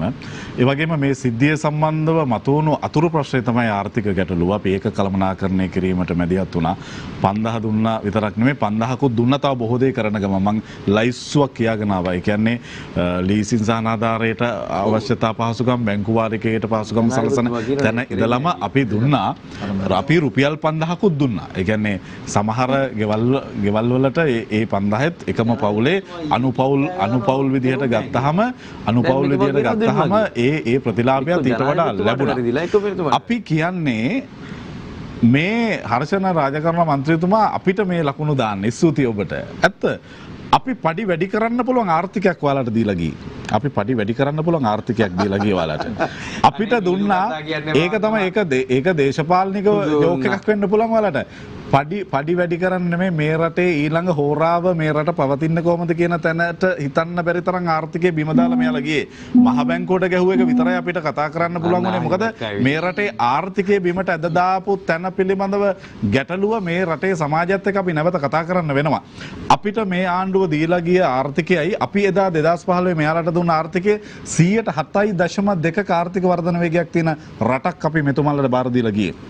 අවසාන වශයෙන් මට කියන්න තියෙනවා මේ ජනාධිපතිතුමා මහ බැංකු නිලධාරීන් එක්ක සාකච්ඡා කළා මේ රටේ මිනිස්සු වෙනුවෙන්. අපි පැහැදිලි ලෙසම කියනවා ඒක රාජ්‍යයේ මහ බැංකුවයි රාජ්‍යයේ නායකයයි අතර ඇති වෙච්ච සංවාදයක්. බැරි ඒක පිළිගන්නෙම නැත්නම් තමුන්නාසලා කියනවා නම් ඒක කේන්ති ගැනීමක් කියලා. කමක් නැහැ. මේ රටේ මිනිස්සු ඉල්ලුවා සාමාන්‍ය මිනිස්සුන්ගේ යුක්තිය වෙනුවෙන් කේන්ති ගන්න මිනිහෙක් නායකයා විදිහට කමක් නැහැ. සාමාන්‍ය මිනිස්සුන්ගේ යුක්තිය වෙනුවෙන් කේන්ති ගන්න මිනිහෙක් රටක නායකයා වුණාට කමක් නැහැ. ඒක තමයි ඔබ අපි කරන මූලික පැහැදිලි කිරීම පිළිගන්නේම නැත්නම් මට කියන්න තියෙන එච්චරයි. සුදී සංජය නන්දරගොල්ද ඒ කේන්ති ගැනීම කියන කාර්යයෙන් මම පටන් ගන්නවා. ඒක තමයි භයානක. දැන් මේ දවසේ සුදුසු දැනටයි නුසුදුසු දැනටයි දාගෙන ටික මිලිටරිකරණය කරමින් එන ගමනේ ඒක උච්ච අවස්ථාවක තමයි දැන් මේ සිදුවීම සිද්ධ වෙන්නේ. ඒ කේන්ති ගැනීමකට අපි නම් බයයි ඇත්තටම. ඔය කේන්ති ගැනීම හරහා නරක දේවල් ගොඩක් වෙන්න පුළුවන්. මේක ඇවිල්ලා සමහර විට මේ කසේ වෙන්න පුළුවන් ඊයේ නාද කරේ මින් ඉස්සරහට මොනවා වෙයිද කියන ප්‍රශ්නේ මේ රටේ ජනතාවට තියෙනවා. මොකද ඓතිහාසික අත්දැකීම් තියෙනවා. මේ කොළඹ හිටපු තරුණයෝ 5 දෙනෙක් අතුරුදහන් වෙච්ච ගැන ඒව ගැන විභාග කරුණා. ඒව ගැන තොරතුරු එල්දර වෙලා තියෙන්නේ. තාජුදීන්ලට වෙච්ච දේවල් ගැන තොරතුරු එල්දර වුණා සෑහෙන ප්‍රමාණයට. වැඩ ඒකේ අධිකරණ ක්‍රියාවලිය අවසන් වුණේ නැහැ. ලසන්ත වික්‍රමතුංග මහදවල් වෙඩි තියලා මරනවා අධිආරක්ෂක කලාපේ ඒව අවසන් වෙලා නැහැ තාම අධිකරණ ක්‍රියාවලිය. ඒව නඩුපවරලා කියන්නේ ඒව උසාවියට ගිහිල්ලා තියෙන්නේ. ඉතින් මේවා කේන්ති ගැනීම මාස්සේ වෙච්ච දේවල් තමයි ඉතිහාසය. හරි. ඒ වගේ අපි දන්නවා ගොඩක් තව කීර්තන අරලට ඊට පස්සේ තෙන්නකෝන් මහත්තයාට මේ වගේ මාධ්‍යවේදීන්ට ඔබතුමා හිටව මාධ්‍යවේදී මෙයාට සිදු වෙච්ච දේවල් ඔබතුමා දන්නවා. රට දාලා යන්න සිද්ධ වුණා. කී දෙනෙක් ඒ කාලේ රට දාලා ගියාද? ඉතින් එහෙම දේවල් තියෙනවා. LTT එකත් එක්ක විතරක් නෙවෙයි යුද්ධ කරේ. Tamanට විරුද්ධ දකුණු මිනිස්සුත් එක්ක යුද්ධ කරානේ. ඒ කේන්ති ගැනීම අපි දන්නවා. උදාර අපහැදිලි තැනක් සංජය මහත්මයා කිව්වා මේ අධිවේගී මාර්ග සම්බන්ධව මම කියන දේ ඔබතුමාට තේරුම් ගත්තේ නැහැ. සමා වෙන්න. ඒක තේරුම් නැහැ කියලා මට හිතෙනවා. මම ඒක පැහැදිලි කරන්න අවශ්‍යයි. එක්සත් ජාතික පක්ෂ රජයේ කාලේ මාතර සිට හම්බන්තොට දක්වා කිලෝමීටර් 96කුයි මධ්‍යම අධිවේගී මාර්ගයේ සෑහෙන කොටසකුයි අවසන් කරලා තිබුණේ. ඒ වගේම තව පටන් ගත්ත රත්නපුර අධිවේගී මාර්ගයේ මූලික කටයුතු. ඊළඟට පෑලියගොඩ අතුරු ගිරිය මාර්ගය අපි කල්නිපාලෙන් යනකොට ඕන කෙනෙකුට පේනවා පටන් ගන්න තිබුණේ. හරි. ඒ වගේම කිලෝමීටර් 329යි. ඒ කියන්නේ ඔබතුමාලා කාලේ කරාට වඩා වැඩියෙන් මේ එක්සත් ජාතික පක්ෂ කළා. මම කියන්නේ ඔක නෙමෙයි. මේ නවලෝක ප්‍රවණතාවත් එක්ක අපි වගේ දුප්පත් රටවල් කල්පනා කරන්න ඕන ආර්ථිකය අලුතෙන් හැඩගස්සා ගනිද්දී කොරෝනා වලින් පස්සේ නැවත පටන් ගනිද්දී නැවත ගොඩනැගෙන්න උත්සාහ කරද්දී මොනවද ප්‍රමුඛතාව වෙන්න ඕන කියලා අපි කල්පනා කරන්න. ඒකයි මම කිව්වේ. ඒකෙදි තමයි අධිවේගී මාර්ගද මොකද්ද කියන එක ගැන අපි හිතන්න ඕන කියලා. මම කිව්වේ වෙනත් අදහසක් අලුත් අදහසක්. ඒක එකක්. ඊට පස්සේ දැන් ඔතමන්ලා මොනතරම් යට ගහන්න උත්සාහ කරත් මේ මාස 9ක් ඇතුළත මේ පත්වෙච්ච ආණ්ඩුවට මේ රටේ මේ රජය කළමනාකරණය කරගන්න බැහැ කියන එක තමයි දිනපතා ඔප්පු කරමින් යන්නේ. එහෙම ඒක තමයි අපි නෙමෙයි කියන්නේ ජනාධිපතිතුමා කියන්නේ. අපි කියන දේවල් කරන්නේ නැහැ. මේගොල්ලෝ අවශ්‍ය වෙලාවට වැඩේ කරන්නේ නැහැ. ලීසින් සම්බන්ධ ප්‍රශ්න කරන්න කිව්වා ඒක කරේ නැහැ. ඊයේ කිව්වනේ කතාවේ ඔක්කොම. ඒ නිසා හරි පැහැදිලි. මේක තේරෙන මිනිස්සු ඇතුලේ මේක ඇනලයිස් කරගන්න පුළුවන් විශ්ලේෂණය කරගන්න පුළුවන් මිනිස්සු ඇතුලේ දවසින් දවස කඩාගෙන වැටෙමින් ඉන්නේ මේ ආණ්ඩුව. ගෝඨාභය රාජපක්ෂ ජනාධිපතිතුමාට යම් කීර්ති නාමයක් තිබුණා නම් ආරම්භක මොහොතේ ඒක දවසින් දවස ඒක දියවි යමින් තියෙන්නේ. ඒ වගේම මේ බාරකාර ආණ්ඩුව තමන්ගේ බැරිකම නැවත නැවත ප්‍රදර්ශනය කිරීමත් එක්ක ඒක දියවි යමින් තියෙන්නේ. ඒක ඇතුලේ මේ රටේ ජනතාව අලුතෙන් කල්පනා කරන්න පටන් ගන්නවා අපිට විශ්වාසයි. මොකද අපිට හම්බ වෙන මිනිස්සු කතා කරනවා. අපි හිතපු දේ නෙමෙයි වෙන්නේ. අපි මීට වඩා මහ විශාල දෙයක් බලාපොරොත්තු වුණා. අලගු තියන්නවත් පුළුවන් දෙයක් නෙමෙයි සිද්ධ වෙන්නේ කියන නිසා අපි විශ්වාස කරනවා මේ ඉදිරි මැතිවරණයේදී කිසිදු ගැටලුවක් නැහැ. මේ තත්ත්වය හරියට කිරාමෑන බලන ජනතාව නව තීන්දුවක් දෙනවා. අලුත් තීන්දුවකට යනවා. ඒක හිතන්න එපා 69 ලක්ෂයක් ගත්තයි කියලා ගිය අවුරුද්දේ ඒක ඒ විදිහටම තියෙයි කියලා. ඔක වැටෙනවා බොහොම පහළට. ඒක ඒ ලක්ෂණ පෙන්නමින් තියෙනවාට මහ පොළොවේ එක තියෙනවා. හරි විපක්ෂයේ බලවත් වෙනවා. ඒක කවුද? ඒක මොන පක්ෂයේද? ඒක අදාළ නැහැ. විපක්ෂයේ පක්ෂ බලවත් වෙනවා. මේ ගැටුම් ඇතුලේ තව තවත් බලවත් වෙනවා. ඒ නිසා අපි විශ්වාස කරනවා මේ පොදු ජන පක්ෂයට කිසිසේත්ම මේ මැතිවරණ ජය ගන්න පුළුවන් වටපිටාවක් නෙමෙයි නිර්මාණය වෙන තියෙන අනිවාර්යයෙන්ම පරාජය කරා ගමන් කරමින් ඉන්නේ බොහොම ඉක්මනට. අප සංවාදයේ අවසන් අවස්ථාව පිළිඟ සුමුතු පාර්ලිමේන්තුවට ලබා දෙනවා. ප්‍රථමයෙන්ම කියන්න ඕනේ මේ මැතිවරණයේ තමයි ඔබතුමාගේ මාතෘකාව. ඉතිහාසයේ පුරාම විශ්ලේෂණය කරොත් ජනාධිපතිවරණයෙන් පස්සේ විශේෂයෙන්ම එක්සත් ජාතික පක්ෂය වින් වෙලා ඔවුන්ගේ ජනාධිපති අපේක්ෂකයා ඊට කලින් ඉල්ලපු ජනාධිපති අපේක්ෂක සියලු දෙනා වෙනම කණ්ඩායමක් හැට ගිහිල්ලා සුන්නද්දූලි වෙච්ච වෙන් වෙච්ච පක්ෂ දෙකක් බරපත්. ඒක නිසා ජනතාවට කිසිම බලාපොරොත්තුවක් විපක්ෂ කෙරේ නැහැ. ඒක බොහොම අවාසනාවන්ත තත්ත්වයක්. ඒ නිසා ආණ්ඩුවක් පිහිටවන අතිගරු මහින්ද රාජපක්ෂ මැතිතුමාගේ අග්‍රාමාත්‍ය ධූරය යටතේ කියලා පැහැදිලිවම රටට පේනවා. ඒක නිසා මේ මැතිවරණයේදී ජනතාව අපේක්ෂා කරන්නේ ගෝඨාභය මැතිතුමා කොහොමද මේ ඉතුරු අවුරුදු දැන් 4මාරක් වගේ කාලයක් තියෙනවා. එතුමා මේ රට යම්කිසි තලයකට ගේන්නේ කියන්නේ. ඒකෙදි බලාපොරොත්තු වෙනවා අපි ඉතිහාසයේ පුරාම අවිධිමත් අවස්ථාවන් වල තීන්දුව ගත්ත රටක්. අපි විධිමත් වුණොත් තමයි අපිට පොහොසත් වෙන්න පුළුවන්. අපි අවිධිමත් වෙලා අපොහොසත් වෙච්ච තැන් අපිට ඕන තරම් 71 88 89 83 ඒව ඔක්කොම කියන්න පුළුවන්. දැන් මෙතන පැහැදිලිවම පේනවා මේ යම්කිසි දුරට පෙන්වන්න හදනවා මේ ආර්ථිකය පඩි වැඩි කරන්න පුළුවන්. එහෙම නැත්නම් මොන හරි තව දීමන දෙන්න පුළුවන්. මේ රටේ ට්‍රිලියන 3ක ආර්ථිකයක් අපි ගාව තියෙනවා. ඒ කියන්නේ දවසක අපේ ආදායම බිලියන 9ක් විතර තමයි අපේ ගනුදෙනු. එහෙවෙනි ආර්ථිකයක තමයි ආණ්ඩුව බදු අය කරගන්නේ. එතකොට මාර්තු මාසයේ 20 වෙනිදා ඉඳන් එකතැන නැවතිච්ච ආර්ථිකයක්. සම්මත ජාති ආණ්ඩුව ආදායම 40%කට වඩා අඩු වෙලා තියෙනවා. ඒ වගේම සහනයක් හැටියට ඒ කාලේ ආපු බිල්පත් වලට ගෙවන්න එපා කියලා ඉල්ලීමක් කරලා තියෙනවා. ඒක නිසා මේ ආර්ථිකයට ඇති වෙලා තියෙන බලපෑම අපි අවංකවම තේරුම් කරලා දෙන්න ඕන. රජයේ ආදායම වැටුණා. මිනිස්සුන්ට ගෙවන්න ආදායම් දෙන්න බෑ. මේ කඩල විකුණන මිනිස්සු ඉඳන් අන්නාසි ටිකක් විකුණන මිනිස්සු ඉඳන් ගෝල් ෆිෂ් එකේ මෙයාගේ ආර්ථිකයක් නැහැ. කාටද විකුණන්නේ? විකුණ ගන්න බෑනේ. එතකොට ඒකෙන් රාජ්‍ය ආදායම් වැටෙනවා. එතකොට මේකට ගෝඨාභි මහත්තයට රනිල් වික්‍රමසිංහ මහත්තයට මෛත්‍රීපාල මහත්තයට කාටවත් කියන්න බෑ. මේ රටේ මාර්තු 20 වෙනිදාන් පස්සේ ඇතිවෙච්ච තත්ත්වය ගෝලීය ව්‍යසනයක්. ඒක අපි ඇත්ත කියන්නේ. එහෙමනම් ඊට කලින් ආර්ථිකය කඩාගෙන වැටලා ඒක පාලනය කරගන්න කිසි කෙනෙක්ට බෑ. අපි අලුතෙන් වැඩසටහනක් කියනවා කියන එක වෙන ප්‍රශ්නයක්. එතකොට අපි මේ ජනතාවට නිකම් ප්‍රතිලාභ ලැබෙන පොඩක් පඩි වැඩි කරා නම් හොඳයි බැරිද කියලා බොහොම සුරංගනා කතා කියලා මිනිස්සු නොම ගෙවන්න හදන්නේ පට්ට කුහක දේශපාලනයක්. මෙහෙම පහත් පෙළේ කුහක පටු දේශපාලනයක් කරලා ආයෙත් යන්න අර 65 77 කරපු තත්ත්වයට තමයි යන්නේ. ඉතින් මම හිතනවා අපි පැහැදිලිවම මේ රට ශක්තිමත් තිරසාර සංවර්ධනයක් නිසා සෞභාග්‍ය දැක්ම වැඩසටහන ක්‍රියාත්මක කරනවා. මේ අපේ ජීවිත කාලේ සාර්ථකම අඩවිය අපි ආරම්භ කරන්නේ අගෝස්තු මාසේ 5 වෙනිදාන් පස්සේ. කලමන දේශපාලනයේ කතාව ස්තුඩිය අද දවසේදී සමාප්තියට අප සටහන් කරන්නේ ශ්‍රී ලංකා පොදු ජන නිදහස් පෙරමුණේ විධායක සභිකේ වගේම හිටපු රාජ්‍ය අමාත්‍ය හිටපු නියෝජ්‍ය කතානායක තිලංගු සුමති පාර්ලිමේන්තුවට අපි බෙහෙවින් ස්තුතිවන්ත වෙනවා අද දවසේදී සංවාදයේ සමග එක්වීම පිළිබඳව. ඒ වගේම හිටපු අමාත්‍යවරයෙකු සහ හිටපු පාර්ලිමේන්තු මන්ත්‍රීවරයෙකු ලෙසින් නන්දන ගුණතිලක මහත්මයා අද දවසේදී සංවාදයේ සමග එක්ුණා. ඔබතුමන්ටත් ස්තුතියි. ඒ වගේම හිටපු පාර්ලිමේන්තු මන්ත්‍රී හර්ෂණ රාජකරුණා මන්ත්‍රීතුමනි ස්තුතියි අද දවසේදී අප සමග එක්වීම පිළිබඳව. කළුතර දිස්ත්‍රික්කයේ අපේක්ෂක ශ්‍රී ලංකා පොදු ජන පෙරමුණ වෙනුවෙන් සංජීව දුර්මාන මැතිතුමනි ස්තුතියි අද දවසේදී අප සමග සංවාදයට එක්ුණාට. ඒ වගේම ඔබ සියලුම දෙනා මේවර මැතිවරණයට ඉදිරිපත් වෙනවා. අප සියලු දෙනාටම සුව ප්‍රාර්ථනා කරන අතරේ අද දවසේදී සුලියේ සමාප්තිය සටහන් කරන්නේ. ඒ වගේම අප විශේෂයෙන් සිහිපත් කරනවා සුලිය විශේෂ වැඩසටහනක් ඉරිදා දිනේ රාත්‍රී 10:10ට බලාපොරොත්තු වන ඔබ සියලුම දෙනාට අවස්ථාව තිබෙන බව එළඹෙන සතියාන්තයේ සිට බදාදා දවසට අමතරව අප සුලිය සමග ඉරිදා දිනේදී හමුවීමට බලාපොරොත්තු වෙනවා. එසේනම් ඉරිදා රාත්‍රියේදී මුණ ගැහෙමු කැළඹෙන දේශපාලනයේ කතාව සුලිය සමග.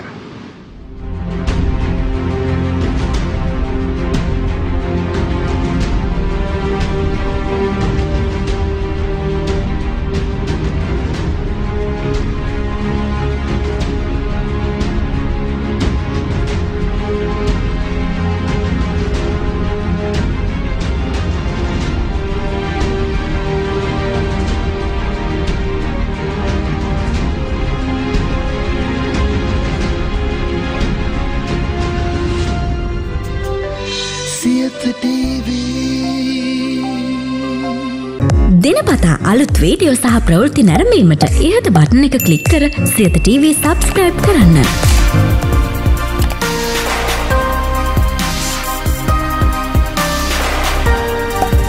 අලුත් වීඩියෝ ගැන මුලින්ම දැනගන්න මෙම සීනුව ක්ලික් කරන්න.